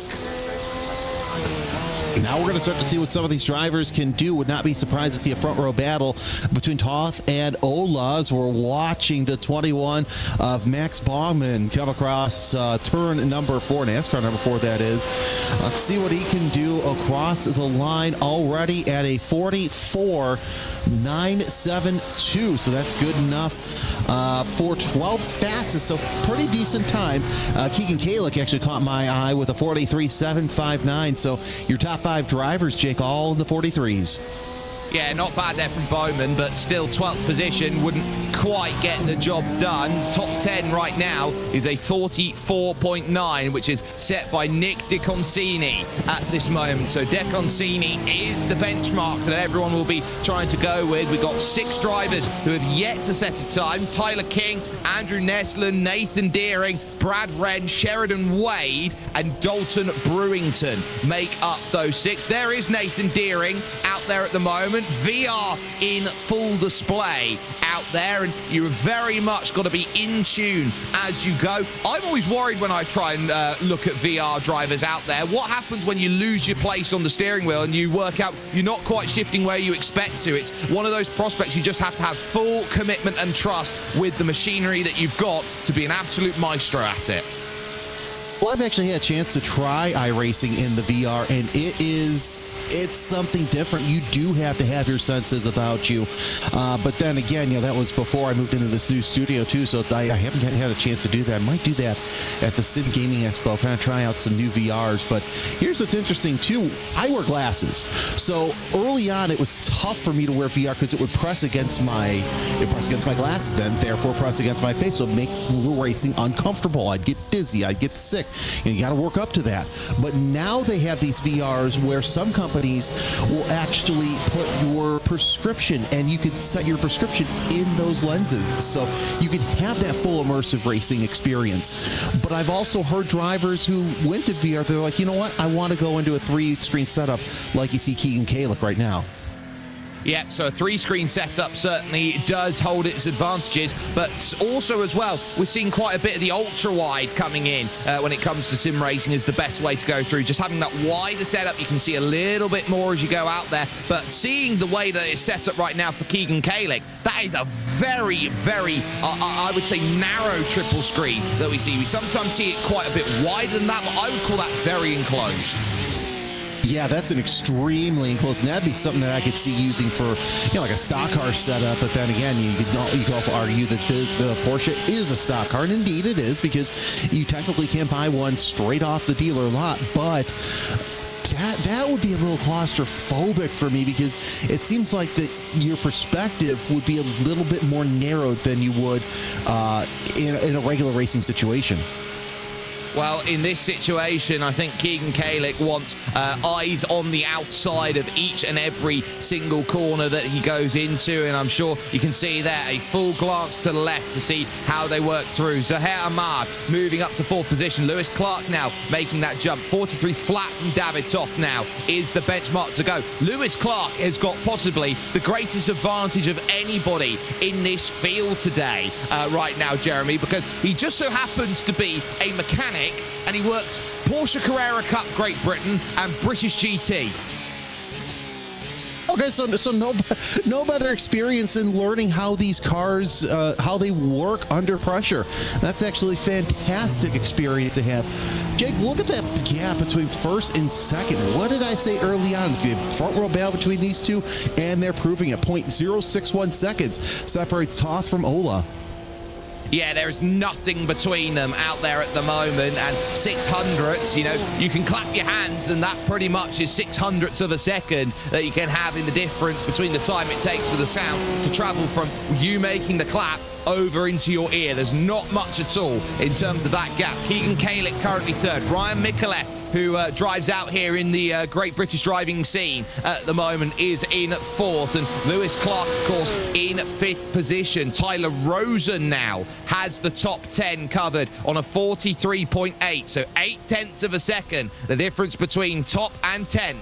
As it stands, Allah really trying to make this final lap attempt work. We're down to just a minute to go, and he's going to do everything possible. Crosses 43.049, half the gap, but not enough. David Toft will feel safe with that. Did not improve on that final attempt, but Ahmad up then to 5th position. Tyler Rosen goes to 6th, but everybody's looking around. Alex Zart now in the top 10, and Keegan Kalick trying to find 0.3 of a second to disrupt the two Hungarians. And that's going to be difficult because both of those drivers are quick. Nothing against Keegan Kalick, but 0.3 of a second we've seen has been tough to get as he crosses the line. It does not look like he will improve on his position or his time at all. No improvements there. Max Bowman only goes 15th. Alexander Good making a push towards the line. A 44.8 is enough to jump off the bottom. That is 24th position out there. Tyler King is not going to get around for this lap, and neither is Andrew Nesland by the looks of it. There, he's just coming through the Le Mans chicane. He's going to be short by about 10 seconds, so he's going to be stuck on the 11th row of the grid by the looks of it. So those 35 minutes that will come along for this second race, that's going to be a little bit of a bitter pill to swallow, being so far down the order. Let's take a look though at your field and how it will stack up then here for the second race of 3 at the Daytona International Speedway. It is the world center of racing, and it's the two teammates from Sesha, David Toft and Daniel Allah, who will be on that front row. Keegan Kalick will go from 3rd with Ryan Micallef alongside for company in 4th. It's then Zaher Ahmad, who races out of the United States but represents Pakistan, in 5th position, with Tyler Rosen then in P number 6. Lewis Clark will go from 7th with Lyndon Swaby in 8th position. Nathan Deering and Alex Zart will make up the top 10. Your second page is finished off by Micah Mixer and Frank Levick IV in 12th place, with Matt Dreyfel and Tyler King on row 7. 15th for Max Bowman, and Nick DeConcini will go from 16th. It's then Ryan Harris and Dalton Brewington in 17th and 18th places, with Gregory Hectus looking for something maybe a little bit less hectic here in 19th, and Sheridan Wade rounding out the top 20. It then follows Brad Wren and Andrew Nesland, with Brock Opperman and Alexander Good, and the last time on the board, Mike Ellis at 2.3 seconds off the pace. Will have work to do to move and Shufty on through the order. We will expect a lot of great driving to come into play as they will now set off for their half a pace lap, but the key we saw early on is that the packs form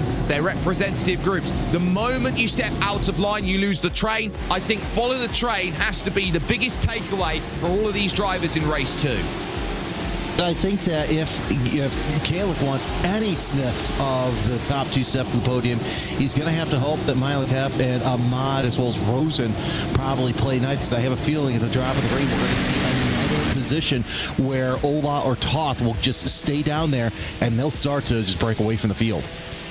It is everybody's then to try and work with here today. They know how critical it is to go out to the very highest level and say, this is what I am critically capable of as far as battling goes. There are no guarantees that the race is going to work the way you want to. Qualifying just gives you the best possible chance of making it work. The Sesha boys at the front will be hoping to keep everybody else at bay behind. But right now, the iracing Porsche first safety car is about to peel off left. Let's get ourselves ready, and they can coordinate this start here. Can those two drivers? Green flag in the air, and we're underway, and they fall into line perfectly. 1 and 2. Kalik in third. Mikolev happy up there in fourth position, trying to work away around the outside. In through the opening corners. A bit of 3 wide in the middle, but it is a nice clean start as they now look to work themselves through. Mikolev having to yield and lift there, going through the middle. 2 almost conversion to 1. He tries again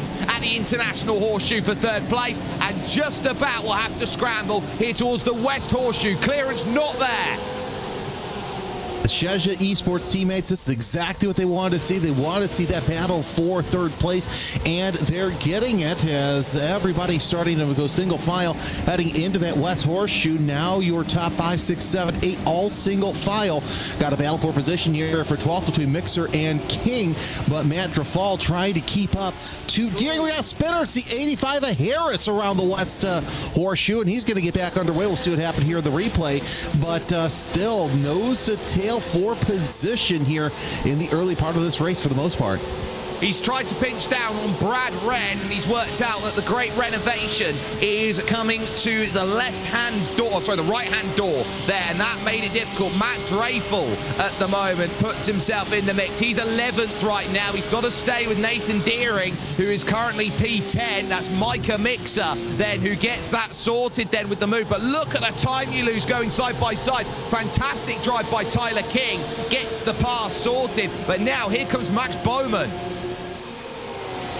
Now Bowman trying to make his way up near the front, but we're seeing the 21 of Bowman going high through NASCAR 3 and 4.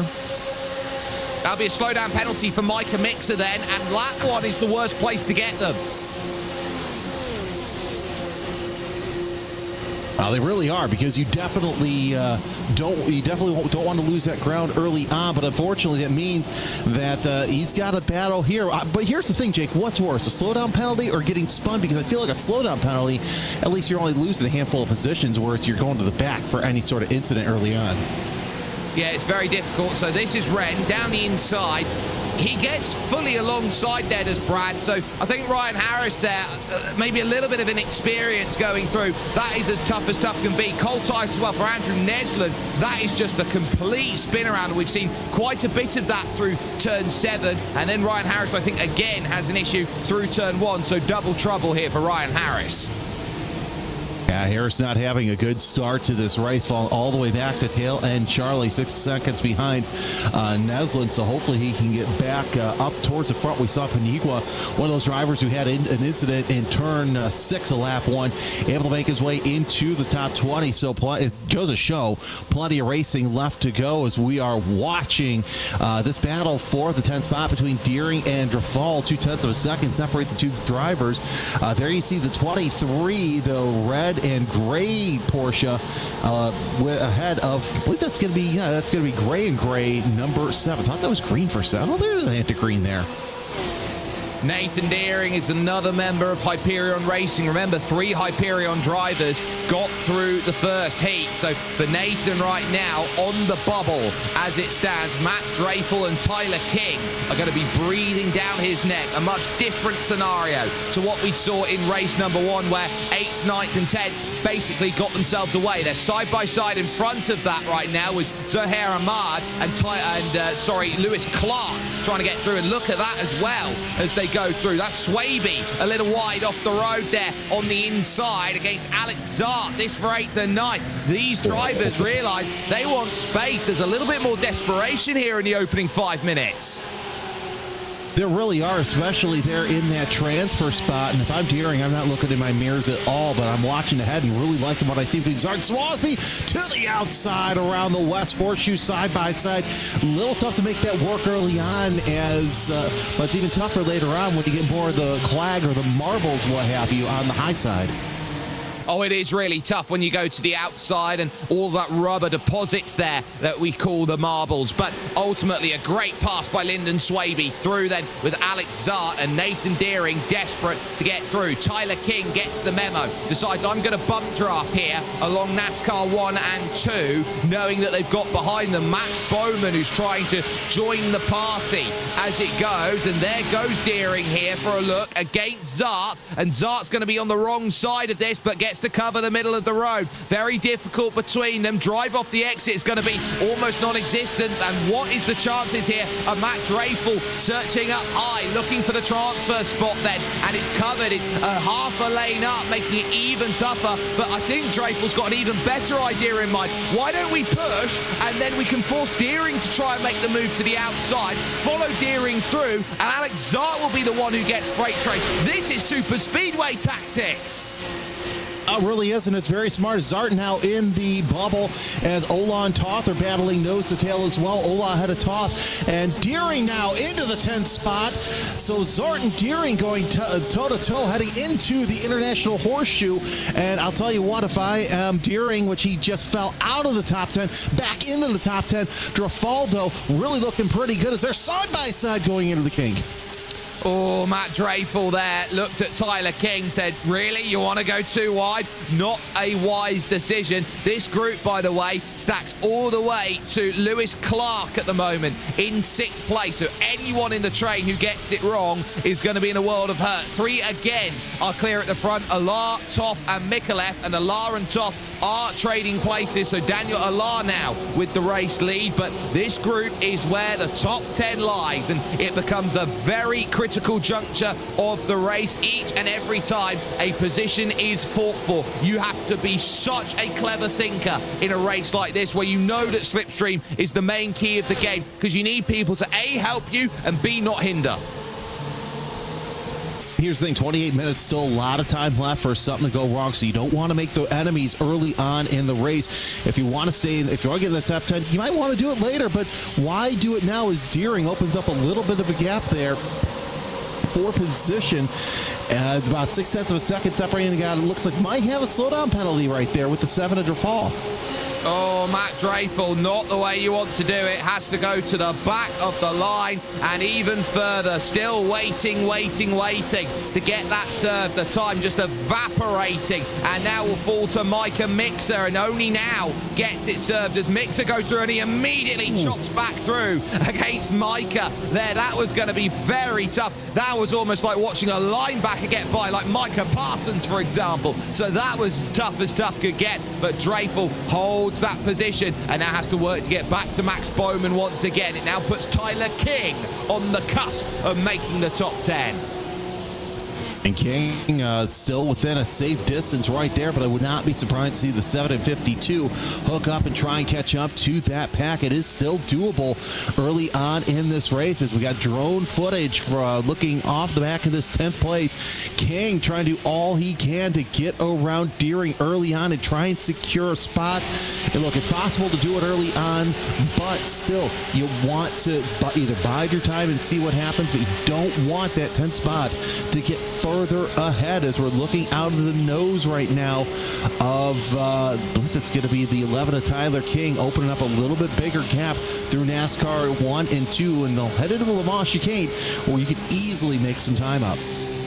Well, if you give yourself a bit of space, you can go and be really aggressive through the corners, and that's where Tyler King is trying to make that understanding. If I'm aggressive through here, I can follow Nathan Deering, and the more that this splits up over 35 minutes, the easier my job is going to be. Over at the front of the field, though, a 1/10 of a second between Alar and Toth as they run nose to tail, with Ryan Mikulev happy to just tag along there in 3rd position. This is one of those scenarios where where at the end of the day, when you get to Schaumburg and you've qualified yourself in the top 10, there's no such thing as teammates, effectively. It's who can manage what they can to go and make it work. 14, wrong way. Zaher Ahmad is turned the wrong way, and that was contact with Lyndon Swaby, who threw it into the corner, a malfunction at the junction that is turn 1.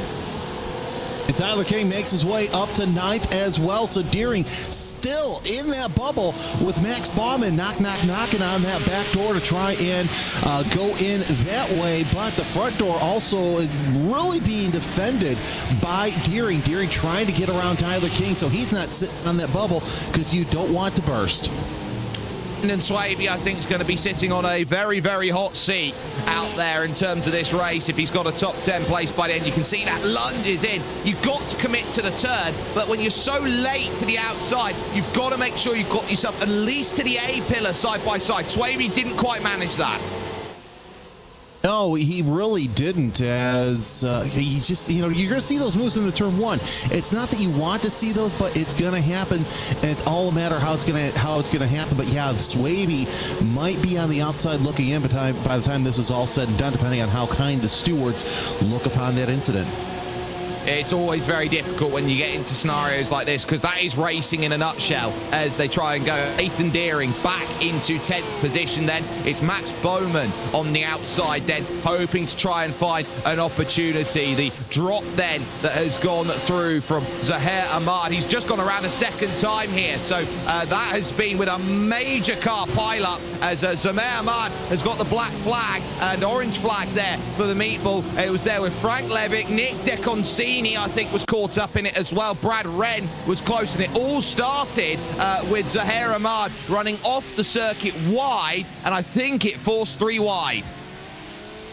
Yeah, you don't want to be 3 wide here. We'll see a replay of that shortly as we're still watching this battle for the bubble as Swaby, King, and Deering, they're sitting on the outside. They're on the inside, I should say, where Baumann is sitting on the outside looking in. And here is that replay, and that's just, it's just one car going high and just a matter of everybody else, nowhere else to go. So the 16 involved as well.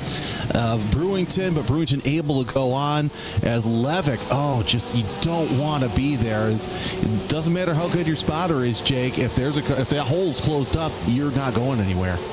Well, that was more than just a hole closing up. That was the entire circuit completely blocked. Look here from the top as they go through. There is nowhere you can go. At that point, nowhere. Absolutely nowhere. You're committed to the top and you just pray that it doesn't go up. All accidents on an oval should eventually funnel down off onto the apron, so hence is the nature of how you go. But here, it's so easy for the car to just flip and go back the other way. And that was the case there. Nowhere to go. Yeah, definitely. The banking is steep. If you've never been to Daytona, it is something to behold. And of course, that's why when you watch the speedway races, anybody that goes down the apron, automatically momentum just takes them right back up into the wall and the rest of the field. It is one of the true sights that you see at Daytona, and it is one which is loved over and over again and does so in many different categories. But we focus our eyes on that transfer spot to try and book one of 30 places out there. 10 have already gone through and said that's what we want, and we will be going over to Sim Gaming Expo 2025. This, your challenge series presented by Simucube out there at this point. And as we are heading closer and closer towards halfway, it's about giving yourself opportunity, and it knocks at the moment for many. We look with Max Baumann on the outside looking in right now, with Nathan Deering in front, Tyler King, Lyndon Swaby, who will be a little hot under the collar, and Alex Zart, who leads this train. This is about working out where you have a tiny advantage compared to drivers in front. It just takes one little move as we're seeing Baumann closing in ever so slightly on Deering. Of course, he's doing this without the help of any sort of push partner because Mixer about 2.3 seconds behind. I'm still surprised that Mixer and Duval have not caught up to Baumann, but then again, we've seen how sometimes these two-car drafts, Jake, they just don't work. But Baumann, he's been close on Deering most of the race, just biding his time. Got about 21 minutes left in this race. race. I think that Bauman might be making the right move at the right time. We're not seeing that gap that we saw in race 1 between 10th and 11th. No, we're really not. So I think Bowman is going to hold himself steady and say, what can I do to make this race mine? He is very much in a position now where he realizes that everyone is out there to battle. Swaby having to go defensive. Looking for a bit of space here is Tyler King out there at the moment and trying to do what is necessary. There is a damaged car for Dalton Brewington at the moment. The front bonnet looks like it's having itself a whole heap of drama as it came through and now is trying to throw itself off the car. So at least for the moment, Dalton Brewington is having a lot of dramas to deal with. But for Bowman, this is about holding station and trying to do what you can in that 11th place, seeing that the group is looking a little bit aggressive out there, that they're not, you know, they're not just following in line, they're sticking a nose out here and having a little sniff there. That's not a case of where you normally sit down and say, oh, this is a group that's cooperating. They're not. They're all thinking about themselves here.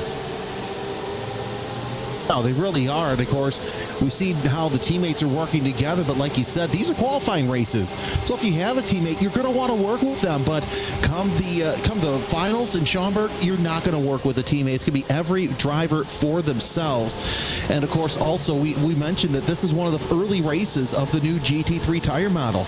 Granted, it came out last season, but a lot of drivers, Jake, it seems to me, while some are figuring it out, a lot of them are still finding these certain intricacies with this GT3 tire model to work to their advantage and their driving style.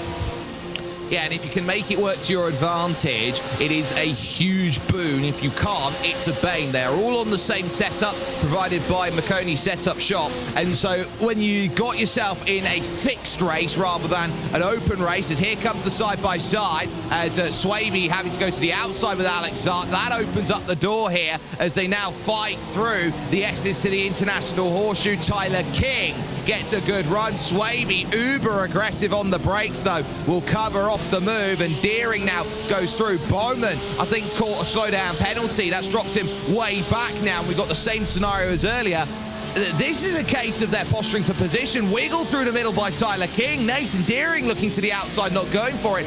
This is the moment they've got to wake up and smell the coffee and realize they are out of position. Yeah, they're definitely out of position. You don't want to be out of position with this much time left, because if you fall back into the clutches near the tail end of the top 20, it's going to be raced over, and you're going to show up to Schaumburg hoping that maybe you'll be an alternate. But the higher up you are, closer to the top 10, and on the outside looking in, the better of a chance that you may have a seat there on Friday or Saturday of the weekend. Yeah, all the drivers behind now completely out of position. They've got a 2-second margin over Bowman and Mixer here. So those two are going to have to work hard to get back to these drivers. They decide, right, we got positions locked up. We can do what we can. The only driver who can't afford that is Lyndon Swaby, because if there is a penalty over Lyndon's head that is awaiting at this moment for the 13, it's not about I'm just happy with a top 10. It's how many seconds can I put on that group behind? There's a huge difference maker now in this group. Definitely is, as that gap really starting to open up, and we're seeing Bauman trying to do all he can to catch up to the top 10. King and Swaby in battle right there, as we see Swaby might be losing the 9th spot and might be sitting on that bubble here through turn number 1. Well, that's if Nathan Deering can find a way through. Great work by King to hold that station, and we remember touring car style for Lyndon Swaby is not afraid to get the elbows out, and we've seen that today. Deering is trying to work out a way to figure a move through, and they've got 2.5 seconds when they cross the line over Max Bowman, so that certainly does play into their advantages as it stands. And it's been pretty quiet, 4th, 5th and 6th, all things said. Keegan Kalix on his own. Tyler Rosen has got Lewis Clark for company. Plenty of company there for that middle part of the top 10. But yeah, now we're starting to see what this draft will do here, especially once we get onto the oval portion of the program. Swaby, though, as we said, may be seeing a penalty from that early race incident where at least a couple of competitors were involved in this. So, and this is why, Jake, you and I say any results that come across the line, they are unofficial.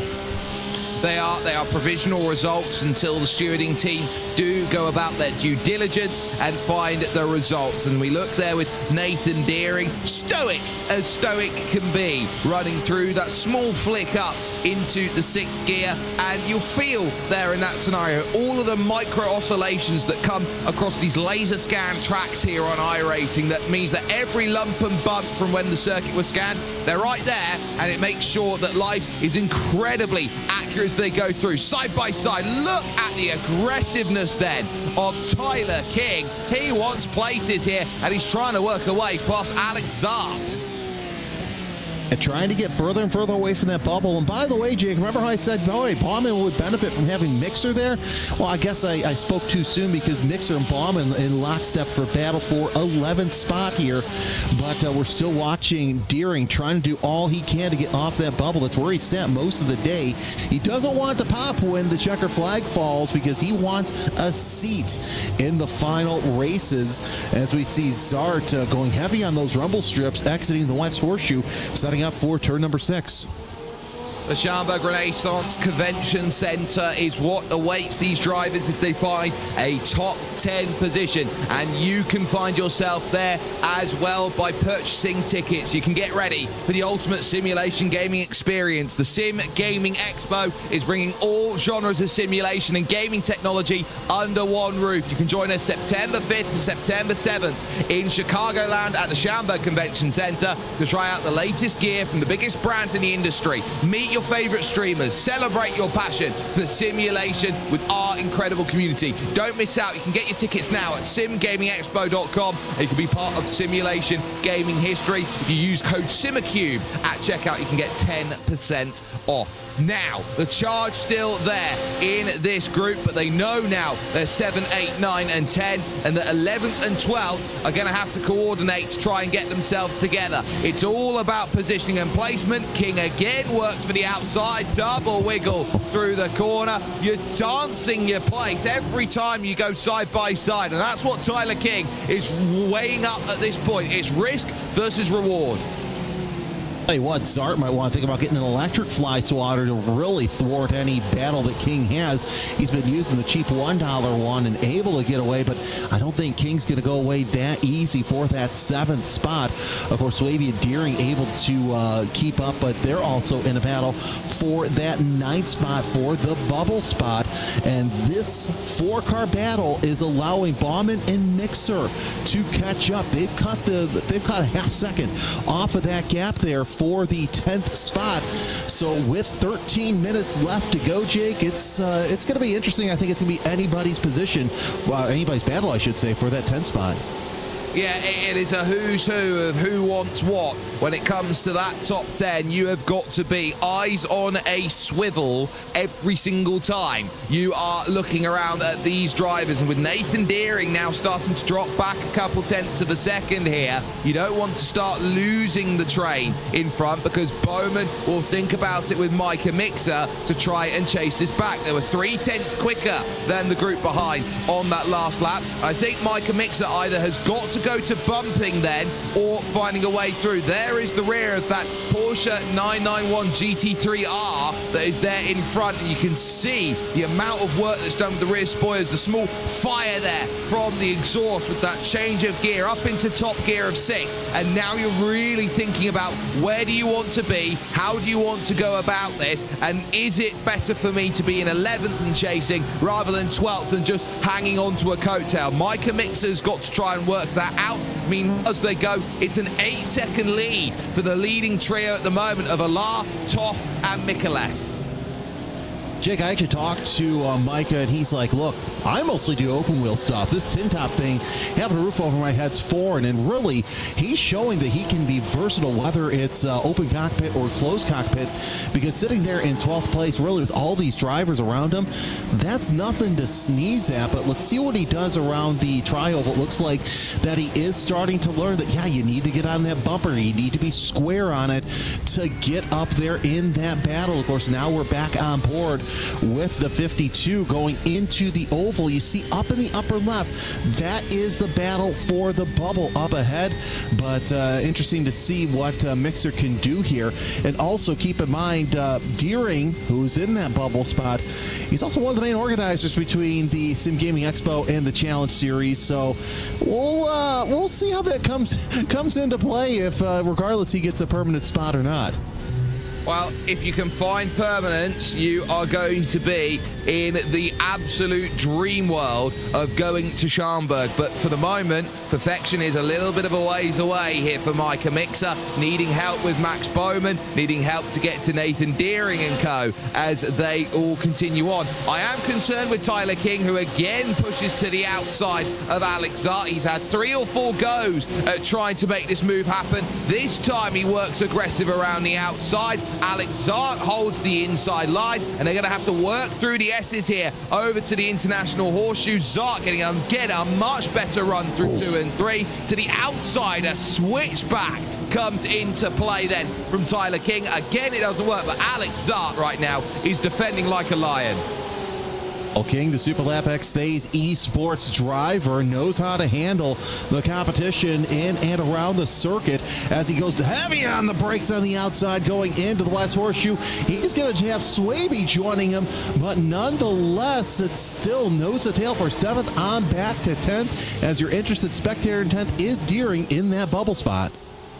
Yeah, Nathan Deering wants Hyperion to have a 4th car then over in Schaumburg. That's what is on the stake. And they're not a million miles away. Give them some credit here. They're only 2 seconds off the back of Tyler Rosen and Lewis Clark. So it's a case of if they join that group, the power of 4 compared to the power of 6, suddenly you get into NASCAR circles of, you know, the more cars you have in the train, the easier it is to slipstream. Yeah, you got to have that nice slipstream so you can catch up either to who's ahead of you or give yourself a gap to who you're trying to defend against, especially on this big oval. You know, in real life, I've had a chance to commentate on the Spec Miatas. Deering goes to the inside of Swaby through NASCAR 3 and 4. Granted, King and Zart have gone away, but that doesn't matter because Deering has a spot he wants for the time being. Swaby going to dive to the inside and tuck into the back of Deering. Let's see what happens here in the next couple of laps as King now gets around Zart for 7th for the time being. Well, they're not done yet, though, in that scrap. Alex Zart, again, is trying to command the road. This time, the inside is there at the International Horseshoe for Tyler King, and he's got himself the angle that he wants. If he gets drive off the exit, he does. Oh, that's smart there by Alex Zart. He lifted off on the exit of the corner to say, you know what? I'm not going to risk this next corner. You can have the position. He realizes top 10 is all I need, and he goes and gets it to happen. Swaby's issue was he was desperate to try and avoid the slowdown penalty down on the Le Mans chicane, and very much was able to drag the car back through at the cost of 1 position. So there's some critical racing, but Micah Mixer is not that far behind now. It was 2.1 at the line. That's my point I was actually trying to make. I actually had the opportunity to call Spec Miata race in real life here at Daytona, and this has all the feelings of that with all the drafting, all the thinking. You got to be at the right place at the right time. That's what makes this race so much fun. As Zart's going to close in on King here in the Le Mans chicane, you're looking at your new 11th place driver, Micah Mixer. Mixer has Bauman on his tail, so we'll see what Mixer can do to catch up to this pack of 4. But Jake, the way they're battling, it may happen sooner rather than later. And remember, we're down to just 7 minutes and 15 seconds here in this race. Ola leads, Toth second, and Ryan Mikolev in third position, just 18 years of age, and has worked up a really good following over on Instagram of over 35,000 followers as Ryan with his racing career currently. Another little search to the inside then, and Swaby makes a mistake off the back, and that gives, I would say, a tow rope for Micah Mixer. That's exactly what Mixer wanted, as Swaby trying to do all he can to get off of that bubble, because he knows that the second that Micah Mixer gets up there, Deering goes to 8th place. So Deering up 2 spots in 2 laps. But anyway, Bauman, Bauman and Mixer, once they get up to Swaby, it might be trouble for the driver of the number 13. That was a mistake for Tyler King at the International Horseshoe. The back stepped out in the middle of the corner, had to catch the slide, and then just had no drive coming off the exit of the corner. He'll have to gain those places again. He's in 9th and now wants 8th, and gets a great drive out of turn 7, and now can just siphon off the slipstream away from Nathan Deering, who will have to fall back into line. Yeah, Deering kind of dipped down just a little bit too early, but he dipped down right at the right time to catch into that draft, get into Tyler King's slipstream, and he's going to back off just a little bit. But look at how close the 11th and 12th place drivers are, Jake. They are within striking distance. At 5:45 left to go to the checkers, as Mikolev goes to the outside of David Toth, as Ola tries to shut the door, and he's trying to choose which partner he wants going into turn 1. Move Milcalf to second place for the time being. It's Ryan Mikolev versus the machine at this moment. The Sesha drivers now make a Mikolev sandwich with Sesha Esports filling out there at the front. So Toth into third, Mikolev in second, Daniel Alar now still your race leader. But if they're now thinking about chops and changes at the front of the field, you've got it all going on now, because the front of the field's on the top. In your picture-in-picture, you've got Lyndon Swaby in 10th place. Remember, he's on a penalty warning, you would feel, after the incident he had earlier on, and he might even lose his spot in the top 10 on the road if Micah Mixer can find a way through. Here's what's interesting, though. We talked about... what? Micah Mixer, what a lunge! West Horseshoe gets it done. How long will he hold that lunge, as Swaby's going to defend once again? Mixer still holds on to that 10th spot, but here comes the 13. Max Bowman wants in. The front has completely gone on the front of Lyndon Swaby. He has taken off the front clip over there with contact to the rear of Micah Mixer, and that will be causing a lot of trouble out there on track. So now it's about focus. We'll take another look at the lunge. Micah Mixer, you see one shot, one opportunity. Look how narrow that is down the inside. It's so inviting of a lunging spot, the West Horseshoe. Always a great passing opportunity if you can get it done. High risk, high reward, but able to get there. And there's that clip going off there, going into turn number 6. As Swaby now loses 11th place to Bauman. So Bauman has also gained a spot. Swaby's lost 2. Let's see how much longer, if he can last the 341. But tell you what, this battle for the lead between Mikolev and Ola, that's going to be something here in the closing laps, as Tyler King goes up to 7th. Yeah, Lyndon Swaby with a slowdown, too aggressive on the exit there of the Le Mans chicane, so that will take Swaby out of contention. King working to the inside of the International Horseshoe, and well, that is as regal as it gets of a pass, straight through on Nathan Deering, and now they find themselves right in the mixer, because if Max Bowman can find a way up there, Micah Mixer is going to want to bring himself into play, and we're down to just 3 minutes worth of racing, all to play for at this point. And Daniel Alar, by the way, with 0.6 of a second. I think Ryan Mikolev's trying to give himself a buffer to go and attack a couple laps. Yeah, no, that makes total sense. We talked about tough to beat Ola and Toth, and if you can do that, you're going to be one of the front runners for the Sim Gaming Expo here in just a couple of weeks as they work their way through the Le Mans chicane. It should be 2 laps to go once they cross the line. Ola, Mikulev, and Toth, 1, 2, 3. They've got about 12 seconds gap between 3rd and 4th place, so plenty of racing room here, but we're also watching this battle for 10th place as Bauman, 1.4 seconds behind, but Mixer wants to get off that bubble and put Deering back on it. There is a difference between being 10th and 9th, and it is that you've got someone else behind you. It's a case of if you don't want to finish in 11th, you just got to find someone who's slower than you. That is just the simple nature of this race. But Toth will have to fall in line. Ryan Mikulev happy to leave the car length and a half, 2 car lengths advantage that's there for Daniel Allard at the moment, because if you want to go full bore for it, you can, and positions are going to be very tough to come by. Micah Mixer starting to fall backwards a little bit off of the group there in 10th place, and that's going to bring Max Bowman back into contention, who was a second back over the line. If you lose contact, if you're Micah Mixer, that's a huge bit of drama there, because suddenly that slipstream effect, that effect of neutralization is gone, and you're a sitting duck on the final lap. And those questions I wanted to ask you last race when we didn't have time because there's so much great action. Last lap, do you want to be second or do you want to be in the lead? I want to be third. I'm going to throw that curveball. I want to be third. Ooh, I like that. Because you can get a double toe on the final straight and you've got the biggest slingshot of anybody else. Yes, you've got to position yourself well, but if you can get yourself onto the back close to the driver in second, you've got a great shot of picking up the victory. So I'd love to be third. Nathan Deering, third in the train, is in 9th position and trying to prove what he's got going on right now. Still there, still holding himself steady, working out what you can do. I'm also keeping an eye on second place where David Toth is trying to work away against Ryan Mikulev with a lap and a bit to go. And that's exactly what Ola really wants to see as Mikulev and Toth still side by side through turn number 1. Mikulev takes the inside launch. He's going to take the lead. Takes the lead over Daniel Ola through turn 1. How long does he keep it going through the International Horseshoe? I told you that those two would run away. I didn't expect Mikulev to be the surprise runner here.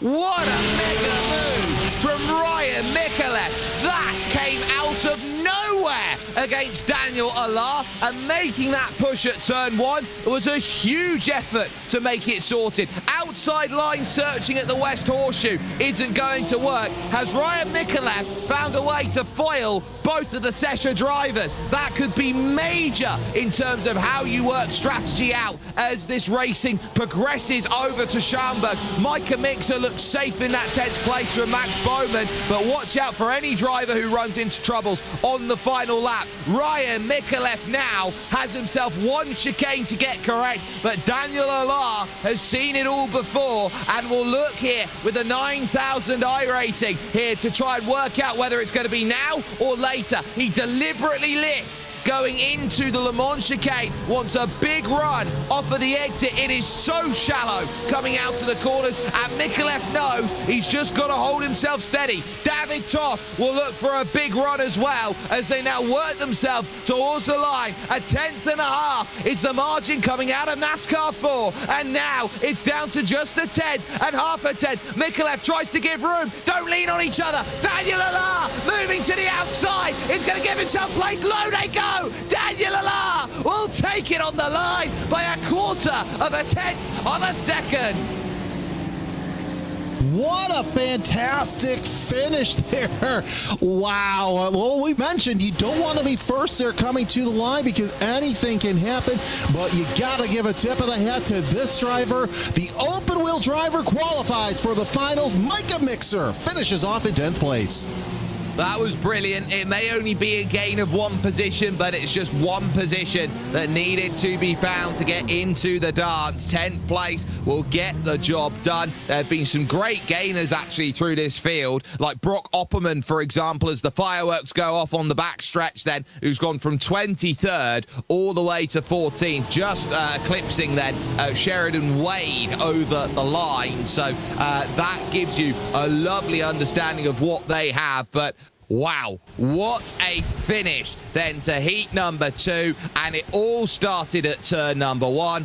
Daniel Alaf, 36 minutes and 13 seconds. Unofficial, mind you, as we do have to say, wins it by just a quarter of a tenth of a second. It will be Ryan Micallef who is the loser in that in second, with David Toth in third. Keegan Kalick, a very quiet day, will finish fourth ahead of Tyler Rosen and Lewis Clark, fifth and sixth, with Tyler King making it 2 Tylers that go through there in seventh, a gain of 7 spots over the race, with Alex Zart in 8th place. Nathan Deering in 9th makes the 4th Hyperion car in, and Micah Mixer rounding out the top 10 and those who qualify themselves to a place then in the finals, as Max Bowman will take 11th, just missing out on a chance to go to Schaumburg, as Lyndon Swaby is 12th then after his contact earlier on. Matt Dreyfus and Brock Opperman are 13th and 14th ahead of Sheridan Wade and Alexander Good. It will then follow Andrew Nesland and Ryan Harris, who had a couple spins early on to go out of contention. Mike Ellis and Dalton Brewington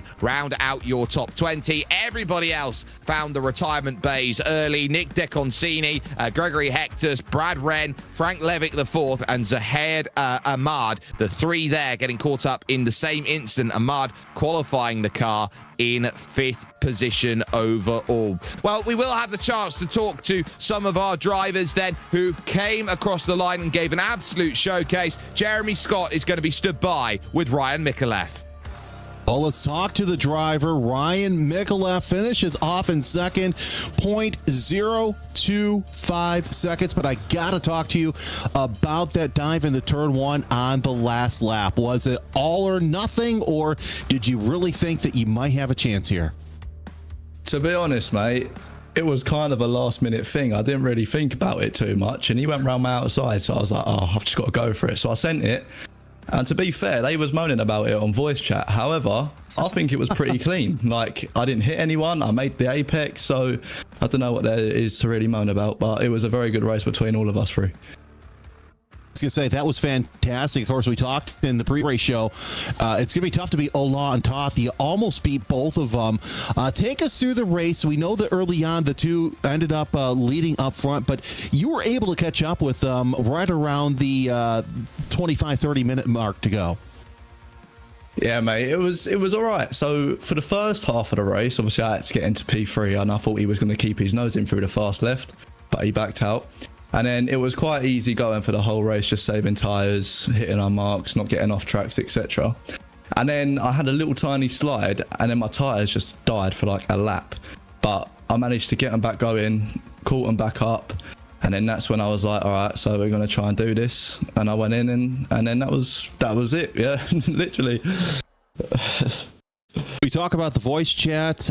Next time you guys race together, you won't have the benefit of racing by yourself. You'll be able to yell at whoever, but nonetheless, Schaumburg, what are you looking forward to most about this? Mate, it'll be my second time in America. It's just me and Matt going over. So Matt is one of my best friends who won Split 1. So it's going to be a nice little boys trip to Chicago. And also we're going to be competing on the main stage. Obviously a lot going on there, so looking like it's going to be a very good event. Going to meet a load of new people, and it's going to be just a great weekend in general, mate. I'll have to shake your hand once I see you down there, Ryan Micallef, your 2nd place finisher. What a race. Congratulations. Lovely. Cheers, boys. A wonderful bit so of Jake, then from Ryan Micallef, got the job done absolutely perfectly. Looks like a Story Thunder a little bit there, Jeremy, but race 2, I think you're now starting to see what makes this so special. You got friends who are going together like Caruana and Micallef. You got Alar and Toth who have both booked their place. And then you got the 4 Hyperion drivers. Even though we talk about this being an individual championship that you look at here as we work through the Challenger Series here presented by Simucube, it's clear that the teams want results, and the friendship as well is going to certainly help towards it. It really will, and that really helps out because, yeah, in this race, you're able to use team tactics to get up front, and I have a feeling that that's not going to work out here in just a couple of weeks, but, man, we've just gotten so lucky. I mean, you know, first race, you had some great battles in the middle of the pack, but like I said, I think whoever, you know, was in races 2 and 3 saw what happened in race 1, thought, okay, this is how it's going to play out, and that's why race 2 is so good. Jake, I have a feeling that race 3 is going to be absolutely a banger. I think it's going to be an absolute treat, and that is coming up for you in the next 4 minutes or so out there at this stage. This will be a wonderful opportunity to thank all of the amazing sponsors that have brought this over to you here, the racing that we've had so far. We've still got one more race coming up to say the final 10 have to book their place in Schaumburg here in the Sim Gaming Expo Challenge Series presented by Simucube. So thanks, of course, to Simucube, the primary sponsor of this, along with GSI, SimLab, Huisingveld, Alexander PCs, Corsair for Business, Marconi Setup Shop, iracing, and then as well Tyler Manning Design, Neon Zim, Overtake, and Speed Reels. So keep those in your minds for everything that you could possibly want and more in terms of sim racing out there, for the best news, the best setups out there, the best way to set your PC up, your pedals, everything you can possibly think of is there, and it will all be there at the Sim Gaming Expo. It is one of those things that when you go to an expo for sim racing, it's like being let into a candy shop and your eyes just bug wide as you look at just how much amazing things can be generated and can be found with great sim racing.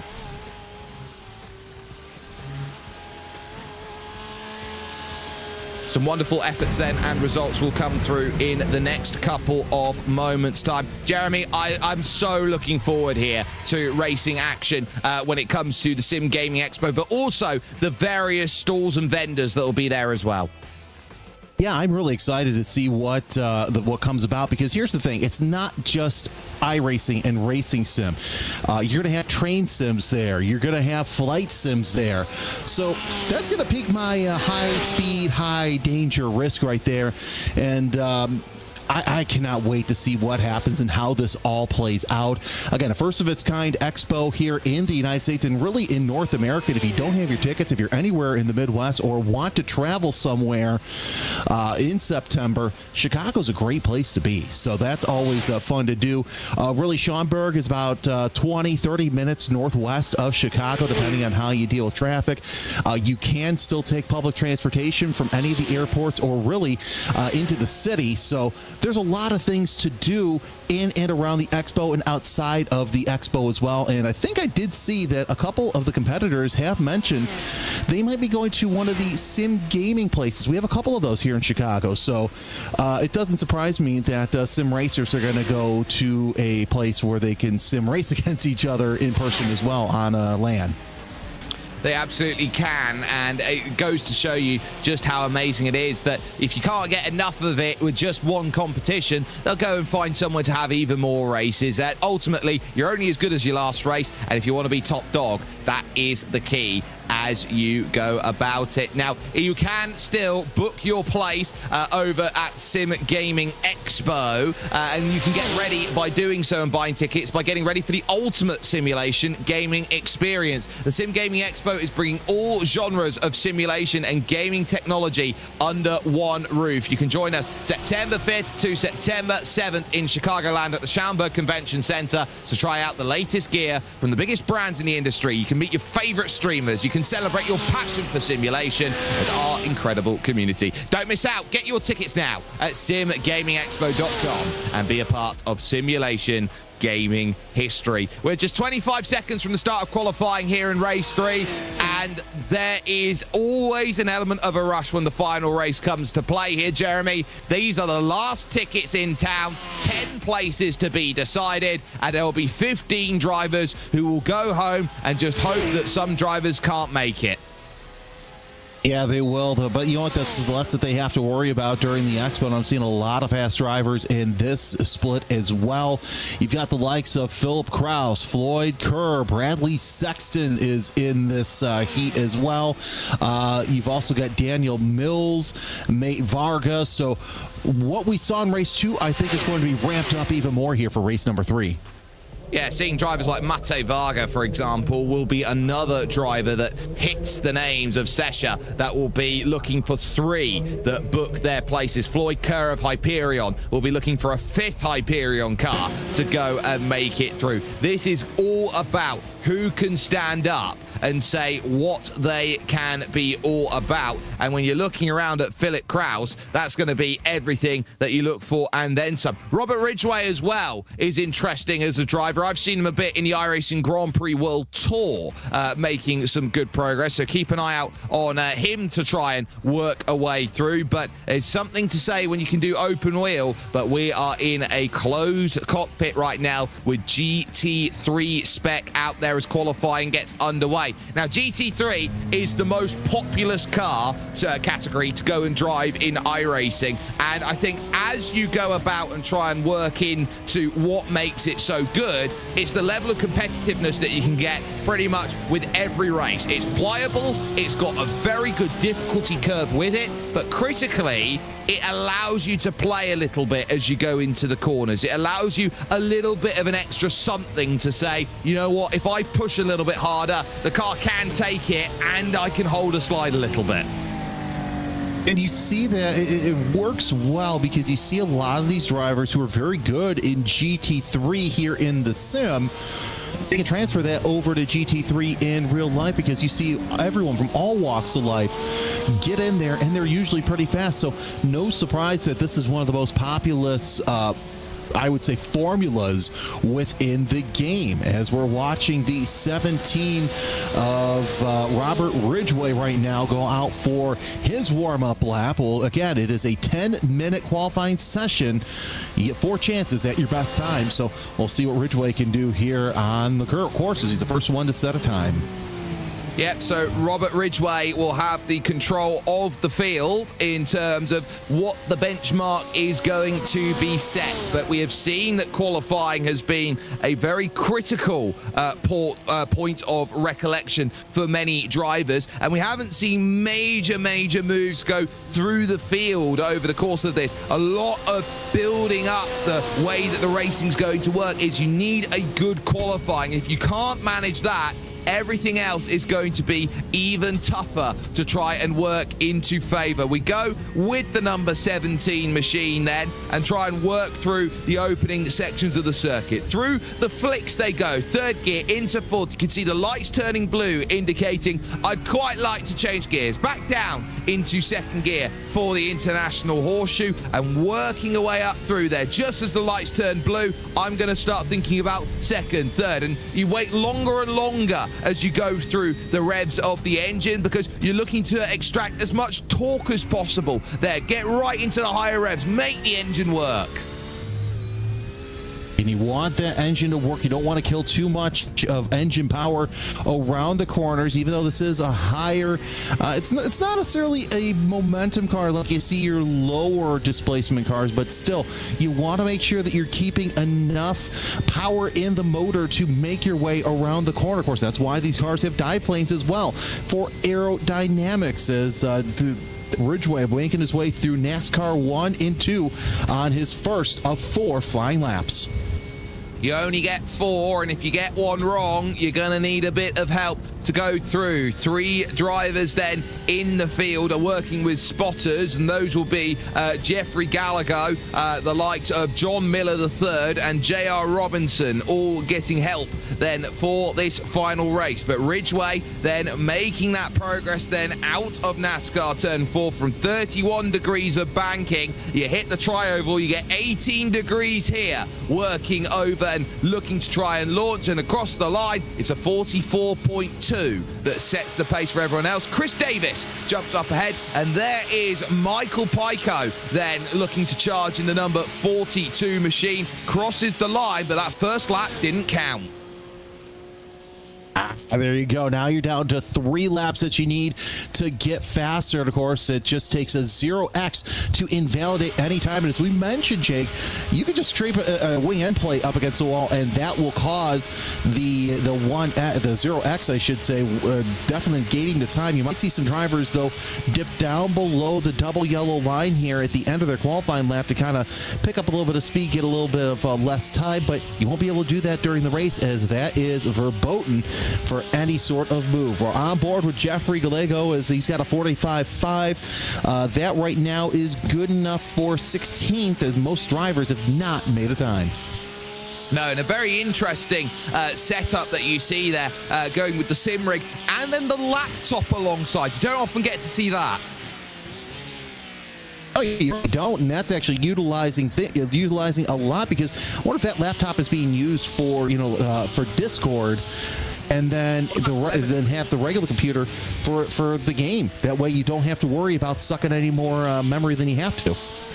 I wonder whether that could be for telemetry, for example. So I've seen that's a good point. Certain drivers out there that have decided to use a second system, so it gives them an understanding of what they're doing with the car and gives them all of that live feed of, okay, I could do this a little bit better, I could do that a little bit better. That might be what we're seeing. Mate Varga, by the way, fastest car at the moment on a 43.5. Floyd Kerr second, but Davis and Ridgway both find improvements out there. Christian Wiggins goes fourth quickest for the moment. Floyd Kerr to the top then on a 43.247. Eclipses Mate Varga by 13 thousandths of a second. Avery Hart is currently in third place right now. We focus with Gallego heading towards the line, and will this be enough to jump up the order? Remember, top 10 is the best place to be. Currently down on a 45.5 in 21st. That's a 44.5. That's 4 places.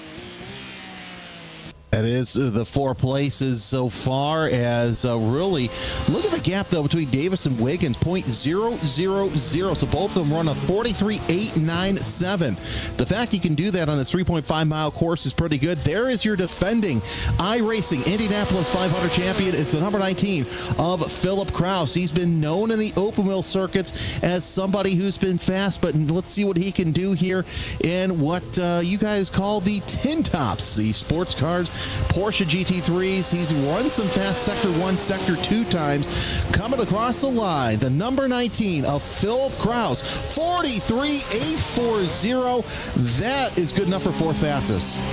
Look, that gets the job done and is very tidy in terms of the way that's been sorted. Mate Varga up on the high side of the circuit, I think, is gearing up for one big flying lap. And, of course, Philip Kraus having that wonderful race against the likes of Jason Brophy and as well, Robert, no, it wasn't Robert Malechka the third then, but he was in the mix with it as Kraus now down to 5th because Robert Ridgway has moved up to 4th position. Mate Varga with one last attempt. That was possibly a cool lap, so to speak, before we get this aggressive final lap that now brings itself into fruition. It's all about giving the tyres enough opportunity to cool and cure to have one final go with the temperatures.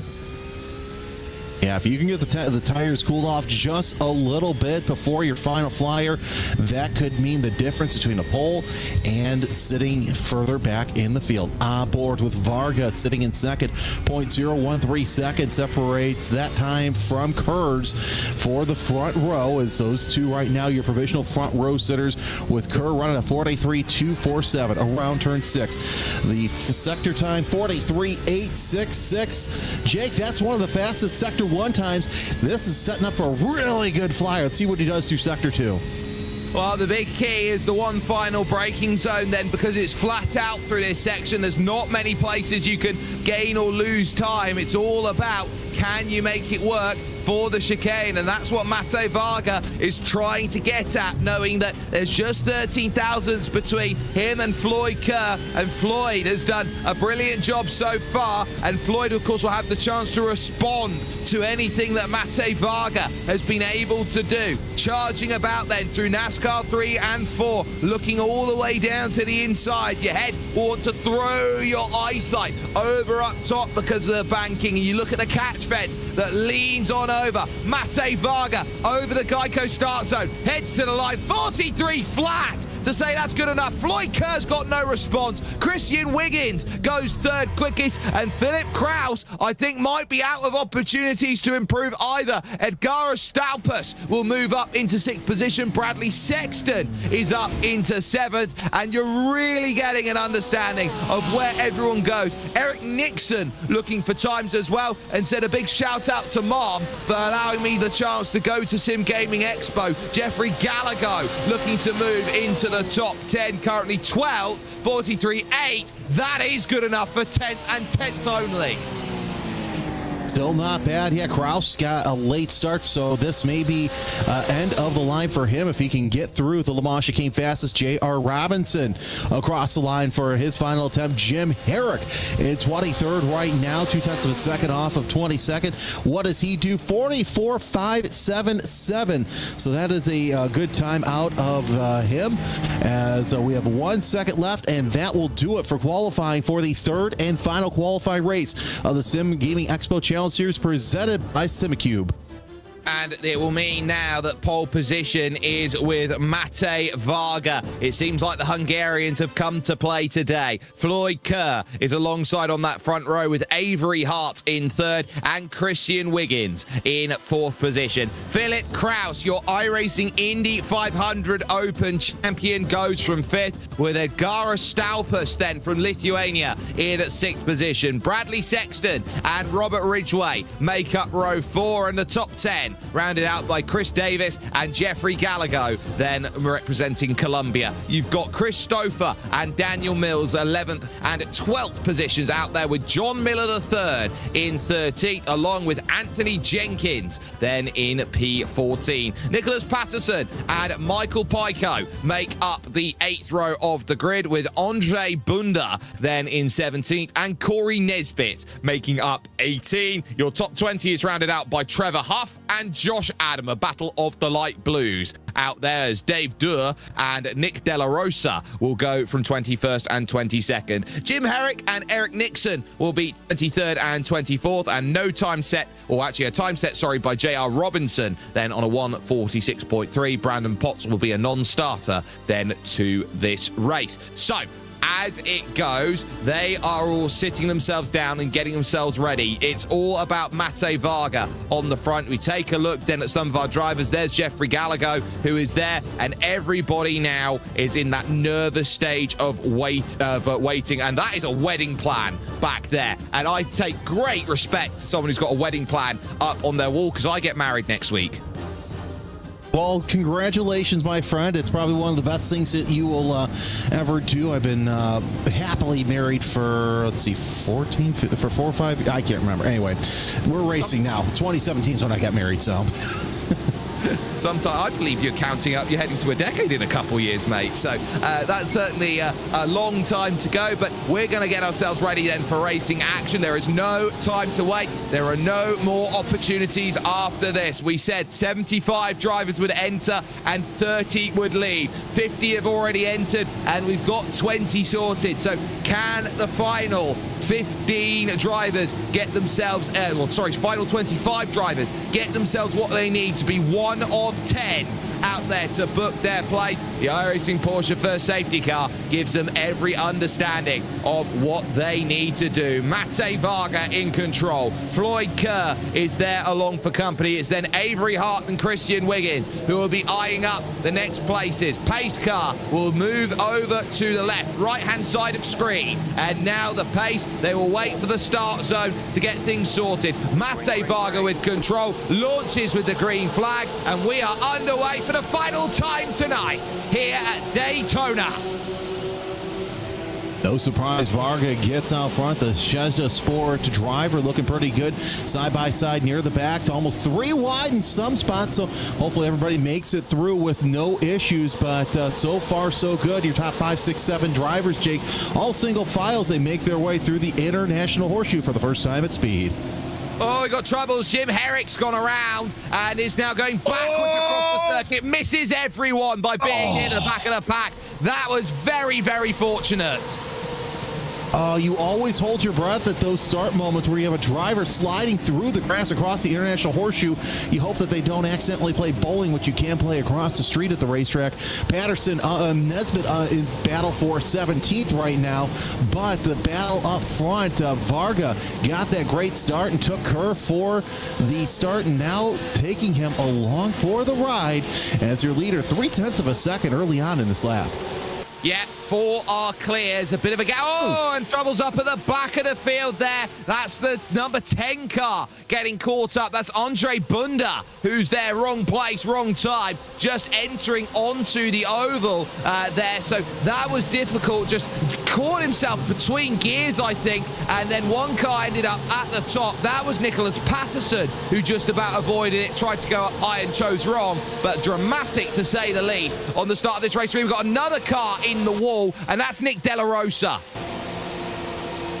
A lot of mayhem already in this first part of the race, more than we see, but battle for the lead right now.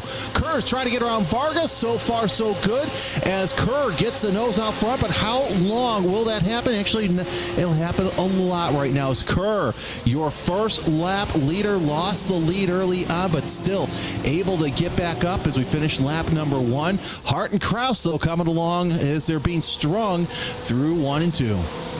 Floyd Kerr then your leader, Mate Varga second, Avery Hart in third, and Philip Kraus in fourth. Edgara Staupus is the one who needs to give chase. And we take another look, just grab the grass going through the S's, and then having to take the rallycross section, going backwards, backwards, backwards. Oh, and you always pray that everyone clears the corner. They did. This is Andre Bunda, and yet again, between gears, it's very difficult when you're rotating the car and you decide to have that micro disengagement of the gearbox as you go through. Oh, and that's a heavy hit for De La Rosa.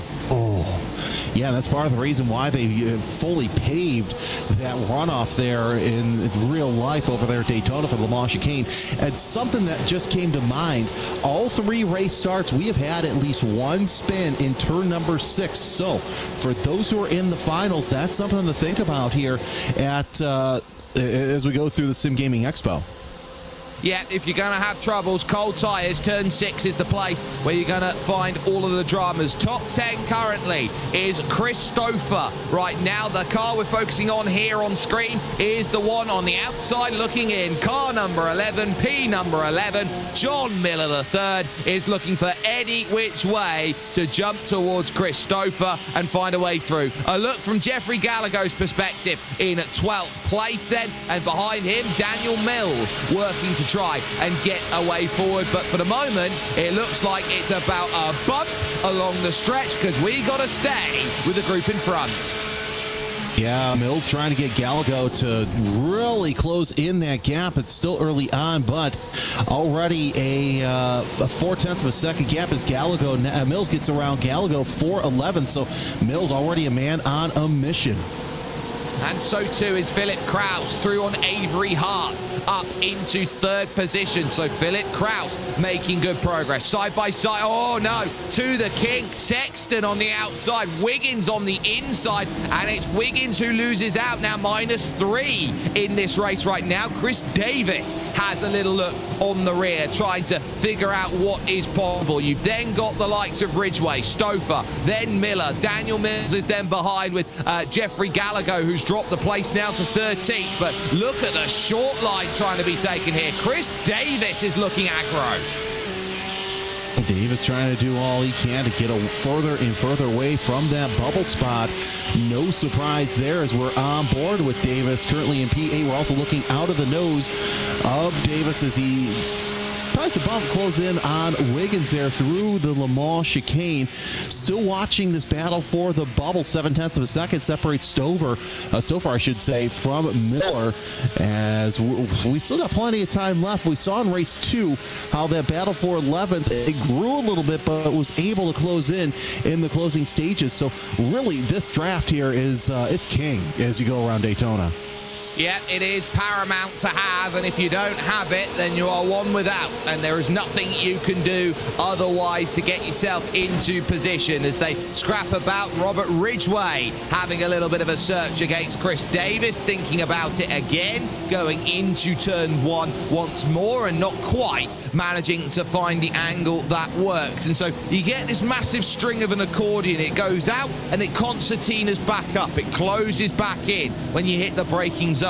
And so you get this sense that trains will open up, they'll also close back in again. So you've got to be really switched on to where you are with the cars in front, because one thing that works slightly differently from anything else, and suddenly you get a multi-car pileup. And this group, you could argue, is fifth all the way on back now to Anthony Jenkins on the back of this group in 14th. For 11th now, Daniel Mills to the outside of 6th, looking for a way through against John Miller the third. Now pinches down low, looks to steal away the draft once more, and gets very clever with the pass, making it happen, but critically can't afford to lose time making moves like that.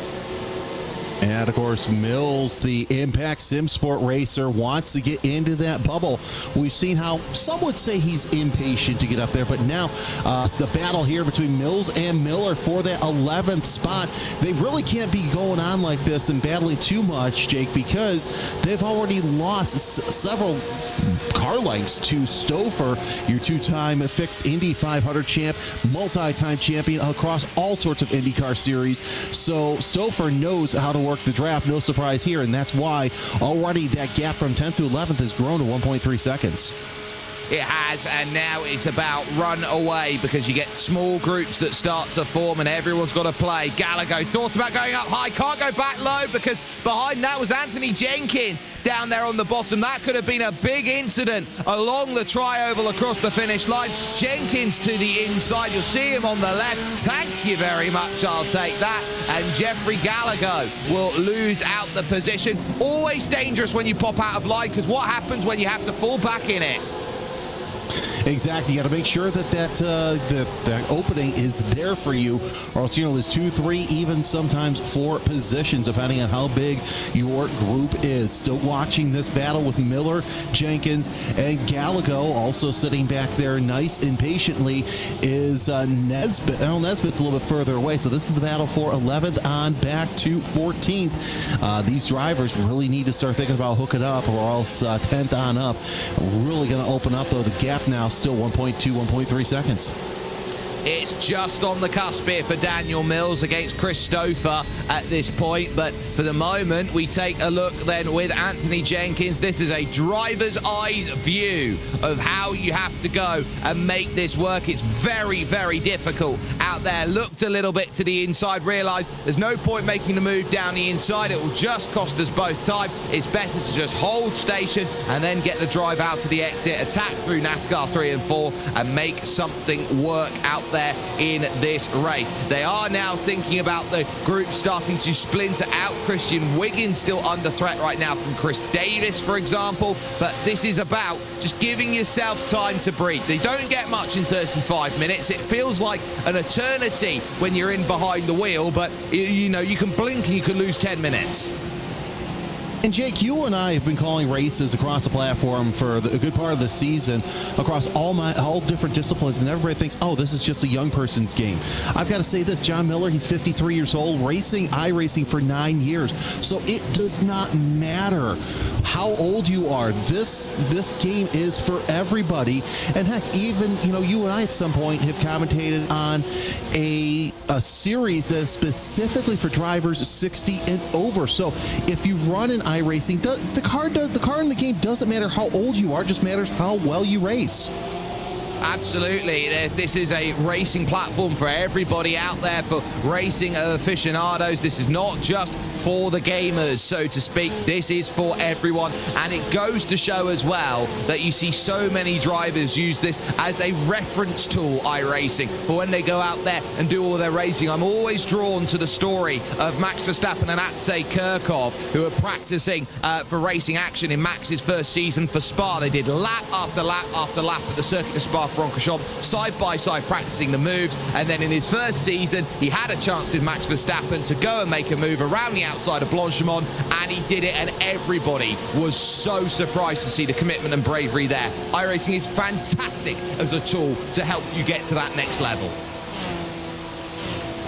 It really is, and also been watching this battle for the lead between Kerr and Varga really heating up as well, as we're keeping a close eye on this battle for the try and get in the transfer spot between Mills, Miller, Jenkins, and Gallego. They're now about 1.5 seconds behind of that bubble spot of the Nia Christopher, as you see the different lines and drivers trying to make it 3 wide near the back. Ooh, Miller, Jenkins, and Gallego almost made it 3 wide into 1. Very not advised, because you got that concrete wall to your left once you exit turn 1. Yes, it is very much a case of hitting the pit wall on the inside is going to do you no favors out there. Daniel Mills, by the way, took 3/10 off of Christopher on that last lap, as Gallego sits in the middle of this group and continues to keep himself close. Now, looking to the outside, trying to pivot and find a line at the West Horseshoe. Never a full guarantee that you can get it done, but now you're thinking about, okay, where next off of the exit? Closing again, but not quite there. Meanwhile, at the front of the field, they've built a gap of about 4 seconds now. Floyd Kerr, Mate Varga, and Philip Kraus on the back in 3rd place. And Kraus knows a little thing or two about being 3rd on the final lap of a race and finding the race victory. Kraus being the interested spectator in this battle right here. So no surprise that you see 3 of the top drivers who really we thought would be up near the front doing quite well. Avery Hart, though, about 4 seconds behind this battle. And watching on stream right now as they work their way around NASCAR 3 and 4.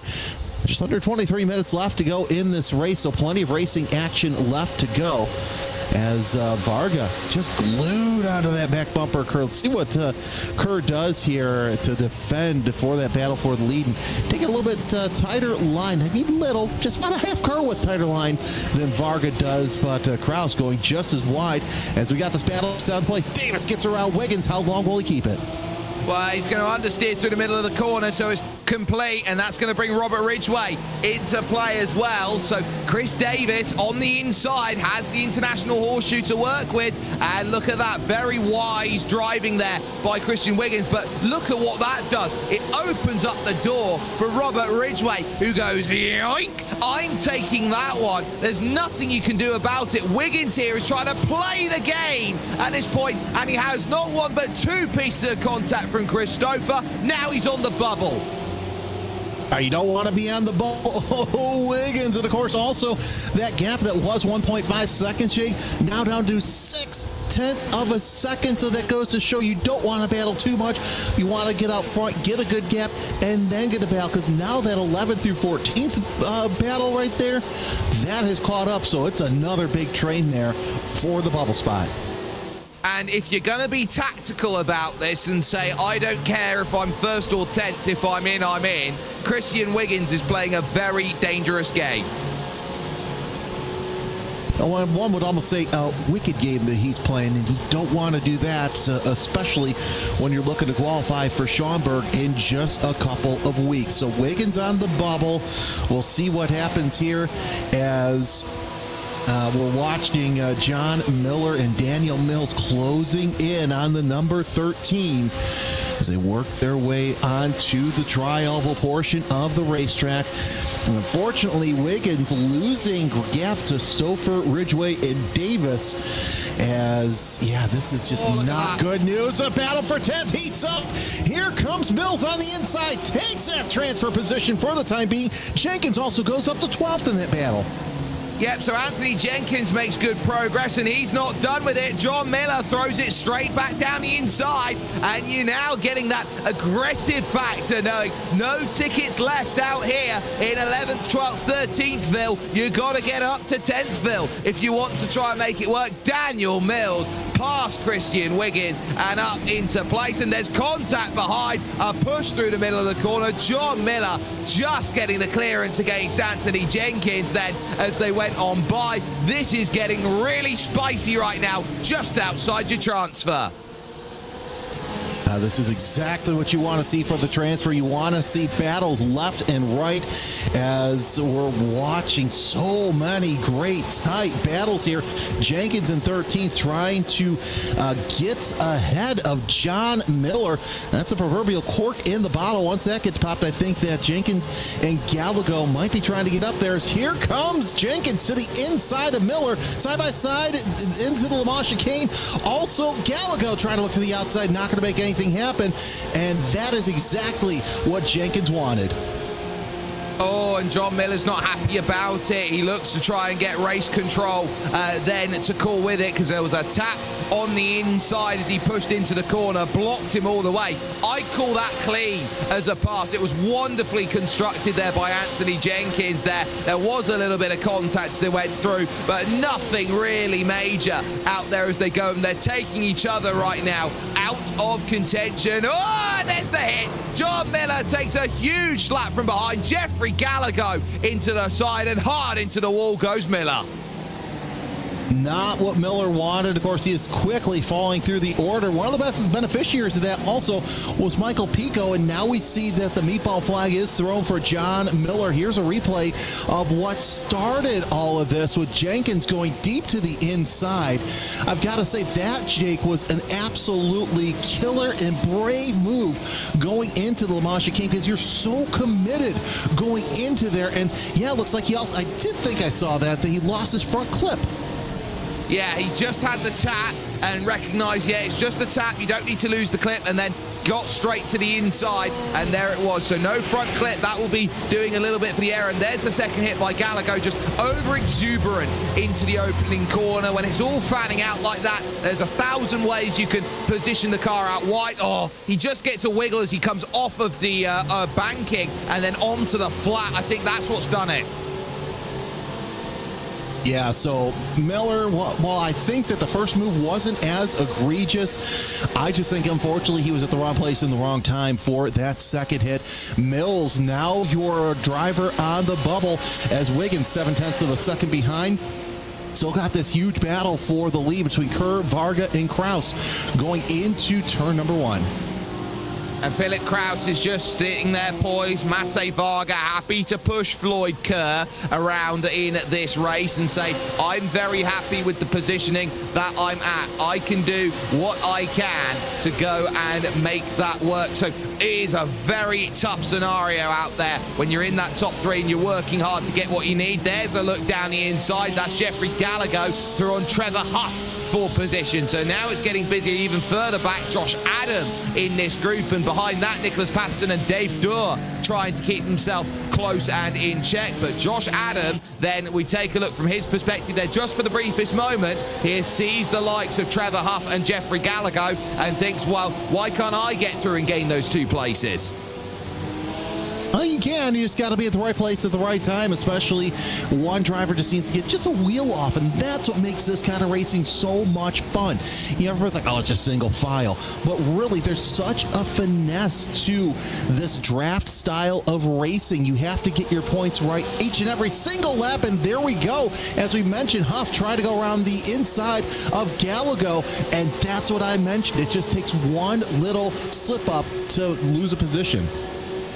One small slip is going to be the hugest amount of margin out there. It is going to be everything that you want in terms of where you go, where you find your opportunities and say, right, this is what I am all about. If you just step ever so slightly out of line, someone will just jump in and take exactly what is needed. So you've got to be very alert to that. And so when you see these gaps of 0.3, 0.2 of a second, blink your eyes, they'll go. And you've got to be so alert to where you are at turn 1. It's all about judging distances out there, and we see it here as they go in front. This will be Anthony Jenkins then against Michael Pico for position, and Pico loses out. Jenkins, oh, what a save. That could have been hard in the wall there from Pico. What a save.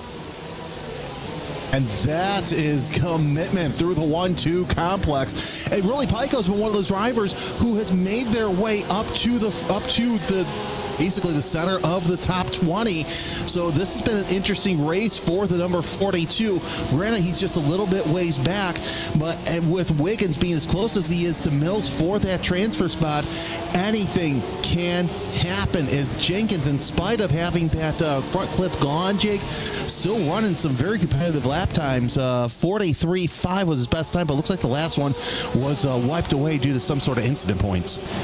Yeah, and it can happen that you lose a lap here in terms of what its times. It's a great indicator here for us that a lap time hasn't quite gone as expected. But I'd keep an eye on that top 10 if I were you at this point, because Chris Stouffer is 9th, Daniel Mills is 10th. I think Daniel wants to be off that bubble and working away from the likes then of Christian Wiggins, who is being dropped and distanced at this moment. This would be a key mark and sign of capabilities as Daniel Mills sits on the back, thinks about where you go. But imagine sitting in a group like this, a 4-car train of Slipstream, and you poke your head out to try and make a move. You hit a wall of air that basically says you can't find the move through.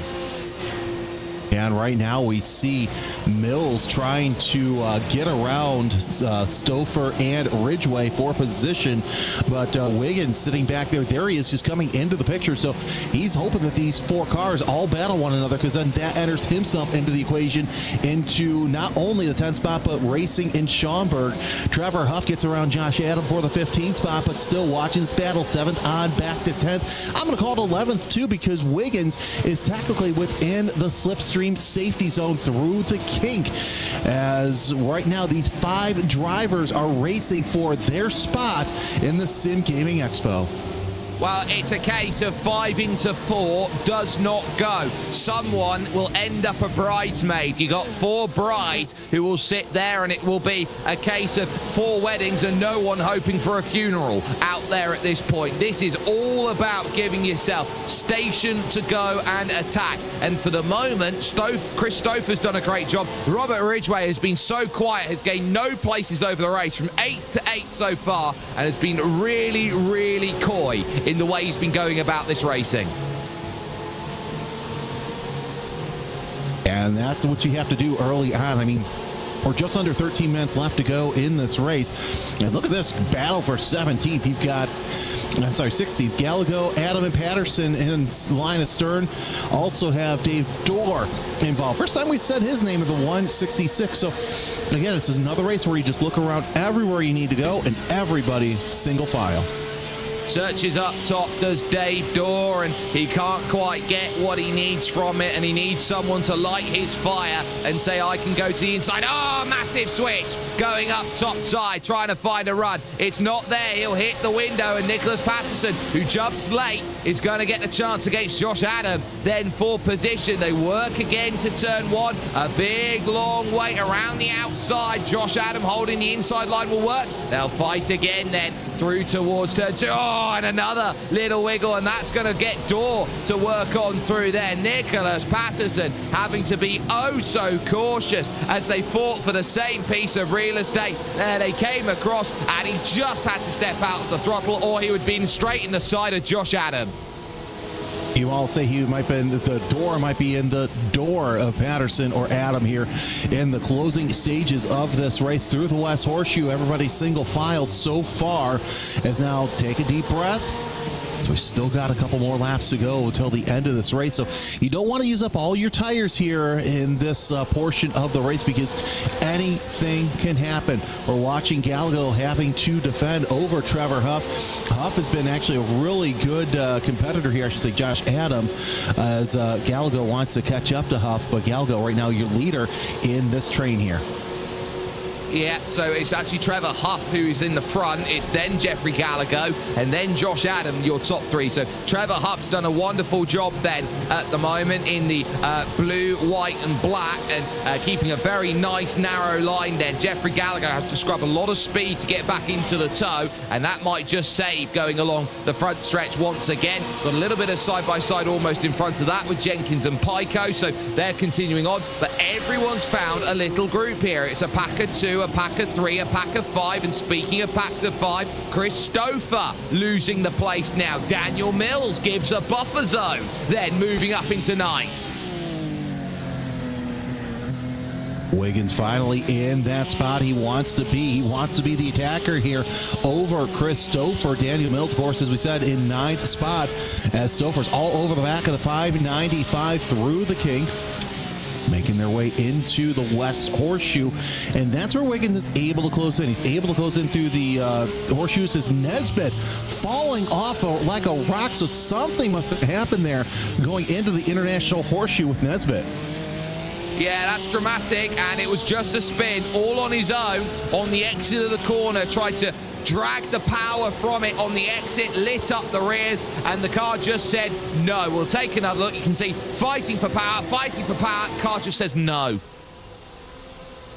Can't get on the gas too early because, yeah, like we keep saying, the back end wants to see what the front end's looking at, so you got to be very cautious on those getting on the throttle through the apex, as we're watching Wiggins trying to close in on Stouffer as Patterson goes up one spot around Josh Adam for position. But this is the battle we're watching. Wiggins biding his time ever so slightly, finding a spot where he knows he can pounce on Stouffer and Mills to get into the finals in just a couple of weeks. He wants the last ticket to Schaumburg, and at the moment we are soon hitting the final call, the last orders that will be in play. Has anybody got what it takes to book their ticket? As it goes, the front three fighting for bragging rights honours here. Floyd Kerr, Mate Varga and Philip Kraus all together on track, all looking to prove that they've got what it takes to be the very best. There on the bottom of your screen, we're on board with Christian Wiggins on the top of your screen as we are picture in picture at this moment, working out who is going to win this race and who is going to book their place. 8 minutes left. It's still anybody's race to get to Schaumburg.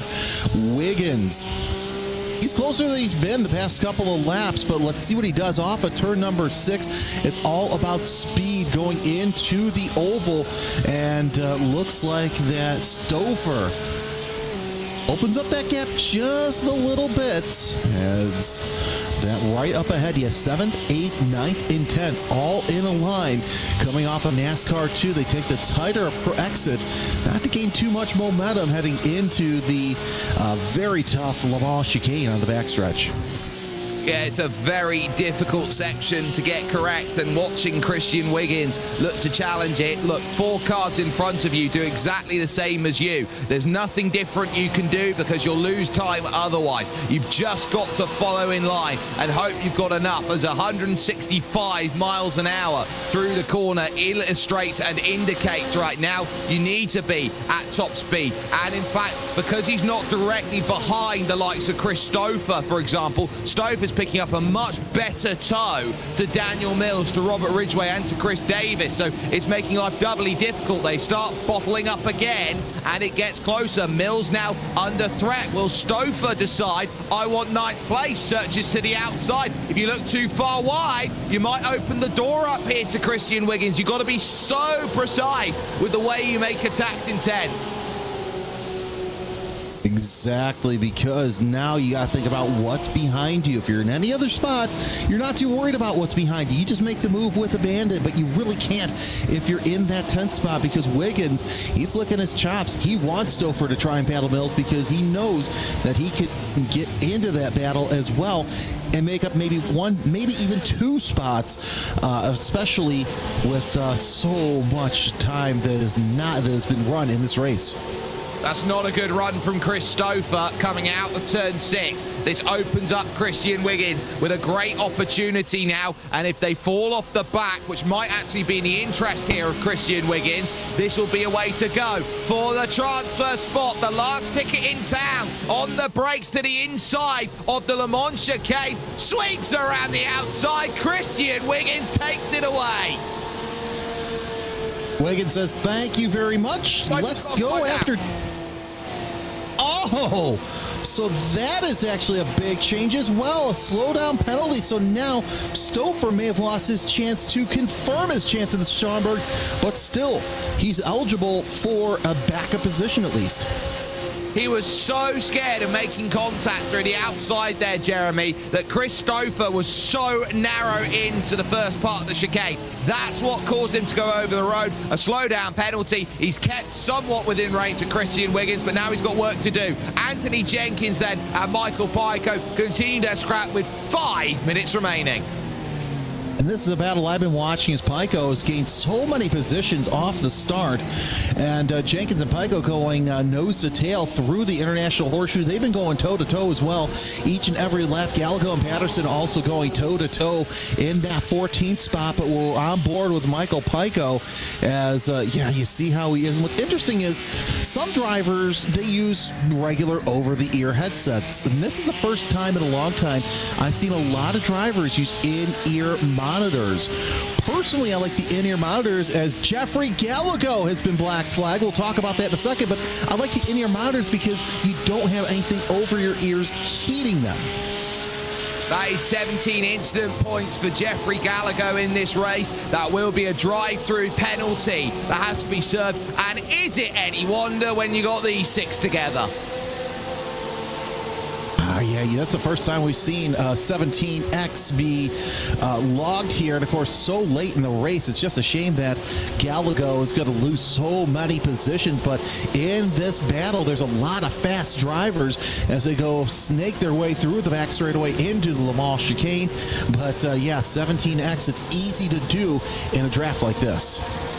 It is to do, and it's every single piece of contact. If you're slightly too heavy into a corner and you get contact then between one driver and another, that's 4 instant points that you pick up. So it can very quickly fall awry the way that you do not want to. And now you start seeing here, where do you go? Drops down off the apron, has to serve the penalty within 4 laps and does so. And now leads the opportunity then to go and make that pass. Nicholas Patterson on the outside, and down to the inside is Josh Adam, who will take that position away and struggling a little bit to get himself stable as he goes through that section. So that is very tough to go and deal with out there. That's the reason why we got certain types of flags out there now new to iRacing. But at least for the moment, it sets up your leading 3 out there with 2:50 to go. Kerr, Varga and Kraus. Who to take the bragging rights of victory? See what happens here is, just a handful of laps left in this third and final qualifier as we're just moments away to find out who's going to punch their ticket into Schaumburg as this battle for the middle part of the top 20 looking nice and racy. We watch Nicholas Patterson trying to hold off Nesbitt, but also get around Trevor Huff. Yeah, so that's going on then well outside of the top 10 as it goes. Christopher still desperate to try and get to Christian Wiggins. And look at them fan here towards turn 1. Kraus to the outside. A big look through the middle of the corner from Mate Varga. Floyd Kerr doing the right thing, just covering the inside best that you can. Looks to the outside again, moving into the International Horseshoe. And once more, Mate Varga is the one who just has to sit, just has to watch in that second position. We've seen it once not work and once work. Now, will it be philosophy that works better to be in front or better to be behind? That is the question that needs asking. No, it really is. The question he's asking is a little bit of a bump from Varga on Kerr as we have just well over 1 lap left to go. So they'll see the white flag next time by as Varga trying to get around Kerr. You also have another battle there in the bottom part of the screen. That is, of course, that battle we've been watching between Adam, Huff, Patterson, and Nesbitt for the 14th on back. Yeah, they're all there. Dave Dorr has got back to the group as well, so it's 5 there, looking to try and figure out what they've got. The gap now 2.8 when they cross the line between Mills and Wiggins, and then 1.4 between Wiggins and Stouffer. Your top 3 on the top of your screen. Now just have this section to work before they start the final lap, Jeremy.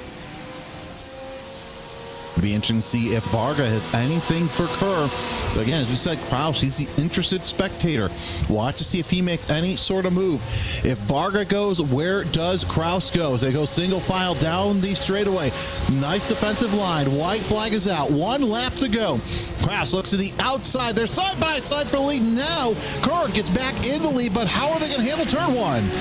Well, that was a fantastic element of pinching there from Philip Kraus. He forced Mate Varga into the bump draft, so he couldn't make the move at turn 1. So that sticks Floyd Kerr at the front into the International Horseshoe, and the last chance saloon opens up. Who wants bragging rights going to Schaumburg between these three? Floyd Kerr, who has led the majority of these laps at the front, Mate Varga, who started on pole, and Philip Kraus from 5th, looking to move up in towards 3rd position. That's where you're starting to get a sense of what they've got. 12 seconds over Avery Hart, and now as they enter the oval for the final time, a black flag late for Anthony Jenkins. Now for 17 incident points. Disastrous there. Now onto the back. Mate Varga pushes immediately then, and a little gap given now by Philip Kraus, who's trying to time the run to perfection. Floyd Kerr, who has led so much of this race, now doesn't want to be pushed to the wrong position. A search to the outside.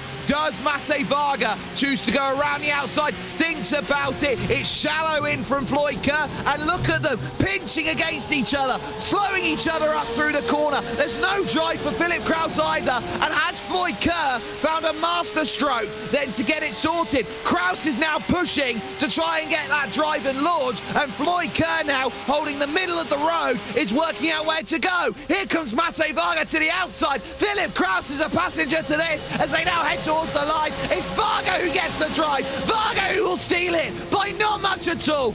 11 thousandths of a second this time. Brilliant stuff for Mate Varga. 2 Hungarian wins today, with Avery Hart 4th, Edgara Stalpus and Bradley Sexton will scrap for the line as well. And your top 10, as it all comes well and done, Christian Wiggins will hold on to get the last spot in Schaumburg. Not only 2 Hungarian wins, Jake, 2 Hungarian wings, but you know, that's also sounding tasty. That's 2 photo finishes that we have seen in these qualifiers. Amazing stuff from all of our racers, and now we have 30 racers who will be racing in real life in Schaumburg. Absolutely, and they will know that at the end of it, they can take the crown of the Sim Gaming Expo out there. The Challenge Series presented by Simucube, proving that there is amazing racing time and time again. The fireworks once more will go off, and they will go off once more in the colors of red, white and green for Mate Varga, who gets the job done. A truly wonderful showcase of 3 sim races here from the Daytona International Speedway, and one in which you will have a huge smile on your ears if you can get on your face, from ear to ear, I should say, if you get it done. Mate Varga, 11 thousandths the difference. Your top 3, throw a blanket on them. 600ths between them as Philip Kraus finishes 3rd behind Floyd Kerr in 2nd place. Avery Hart would end up in 4th with Edgara Stalpus, then a quiet race in 5th, but just enough to come home ahead of Bradley Sexton in 6th position. You've then got Chris Davis, who is 7th, ahead of a quiet Robert Ridgway in 8th, as Daniel Mills will finish 9th ahead of Christian Wiggins, who would round out your top 10. It would then be Chris Stouffer, who will be on the outside looking in. That slowdown penalty really hurting then the chances for Chris, as Michael Pico would be 12th ahead of Anthony Jenkins, who will actually drop and take a 40-second time penalty for an unserved run to the end. So he will actually be demoted down to 22nd by the iracing system. So Josh Adams will be elevated up, with Nicholas Patterson, Trevor Huff, Corey Nesbitt, Dave Dorr, Jim Herrick, and Eric Nixon then, who will move up to 19th. Jeffrey Gallagher will be classified as 20th, with Nick De La Rosa, who will move up to 21st. J.R. Robinson will keep 23rd as the last finisher on the lead lap, with Andre Bunda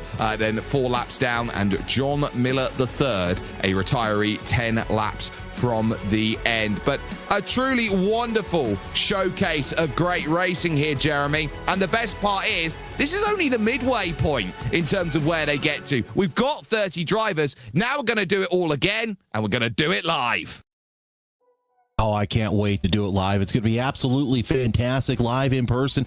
And hey, I've been watching the message boards and all the live chats. When you show up to the expo, you don't have the chat. You can actually be part of the energy that these racers are exuding here for this race. And I'll tell you what, 3 races. I can't wait to be there here in a couple of weeks, because I think we're going to be in for some epic racing.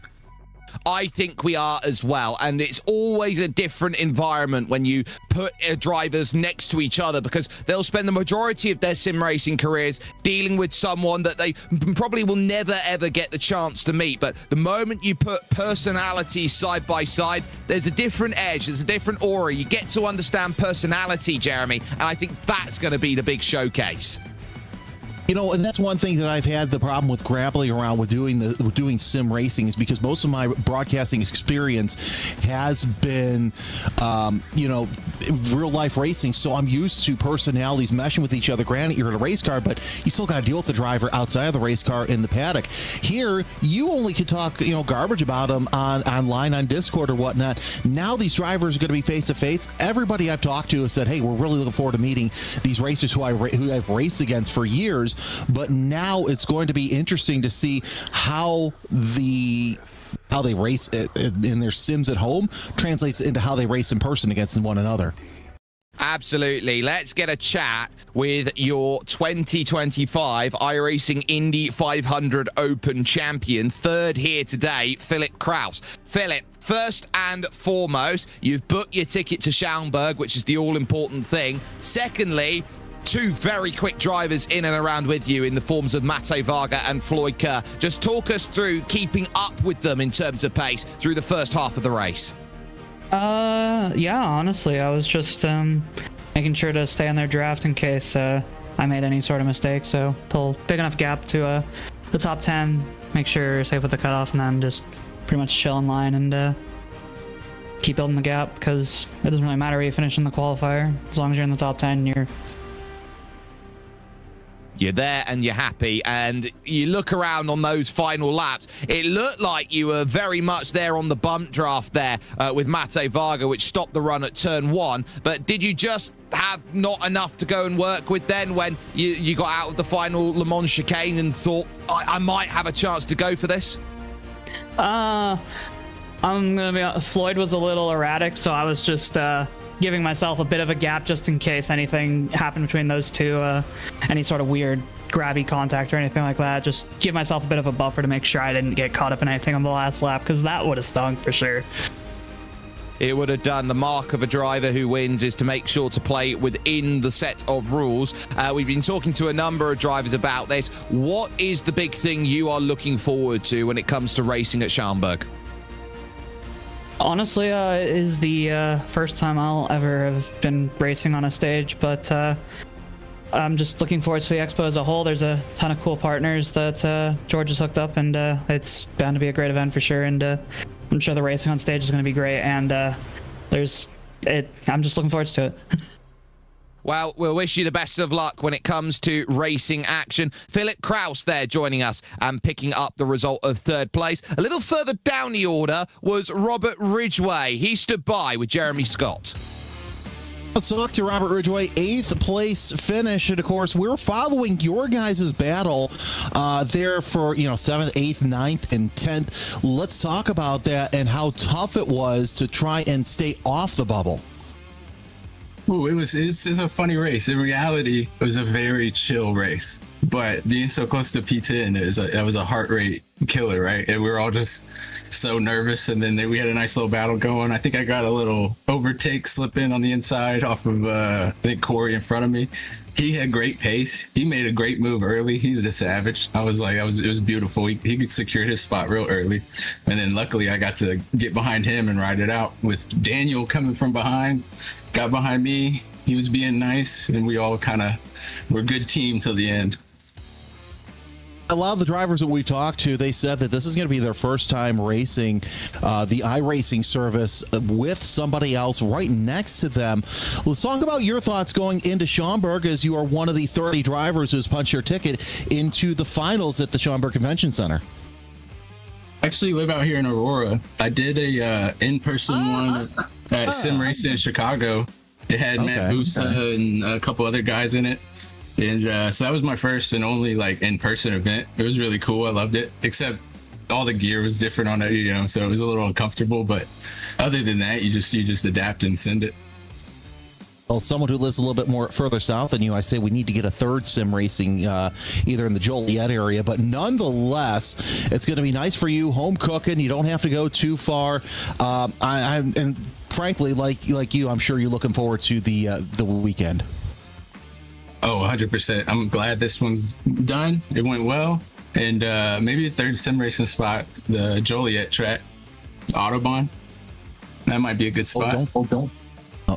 There's a lot of land there. Who knows? Robert Ridgway finishing off in 8th, I should say. Thanks and good luck. And thank you guys. Great broadcast, and y'all have a good one. And Jake, I believe that you've got our second place finisher as well.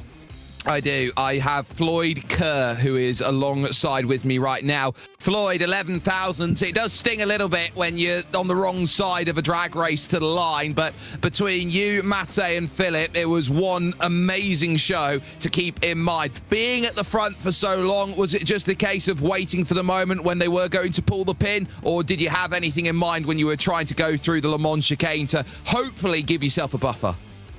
Yeah, it's always a fun challenge at the end of Daytona like that, because you have those first, 13, 15 laps, and whether you're first or second really doesn't matter. It's the gaps and the consistency. So it was definitely going to be a strategy play in the bus stop that just didn't quite work out by that 10th, but it was a lot of fun to do that for sure. And what I've changed, what I did in strategy wise, maybe a little here and there, but for the most part, it's waiting till that last lap to make a move for first, second, or third that's going to make the difference. In terms of talking to this from a team standpoint, I count 6 Hyperion cars that will be running then when it comes to Schaumburg. How critical is it to have a fifth of the entire field basically working under the same umbrella? It's pretty important. It's a lot of fun. I mean, I'm so excited that we all get to go in this together and we get to work and practice together, and then, all see each other in Schaumburg. That's going to be a blast. It certainly will. And in terms of getting together with the team at Schaumburg, looking to try and put this result together, what do you think is going to be the difference maker when it comes to the 2 semi-finals and the final to give yourself the best opportunity of winning overall? I think it's going to be once further information is released about the next rounds, it's going to be practice, seat time, and at the event it's going to be adapting to another simulator, another rig that many people may be familiar with and others not. So I think it's adaptation and seat time that's going to make the difference. Well, in terms of that, we'll wish you the best of luck in terms of getting that together. Floyd Kerr joining us and picking up a second position overall here today and booking the final few tickets then into Schaumburg. Jeremy, your final thoughts then as we bring the curtains down here from the Daytona International Speedway as we get ourselves set and ready for racing action when Sim Gaming Expo comes to town.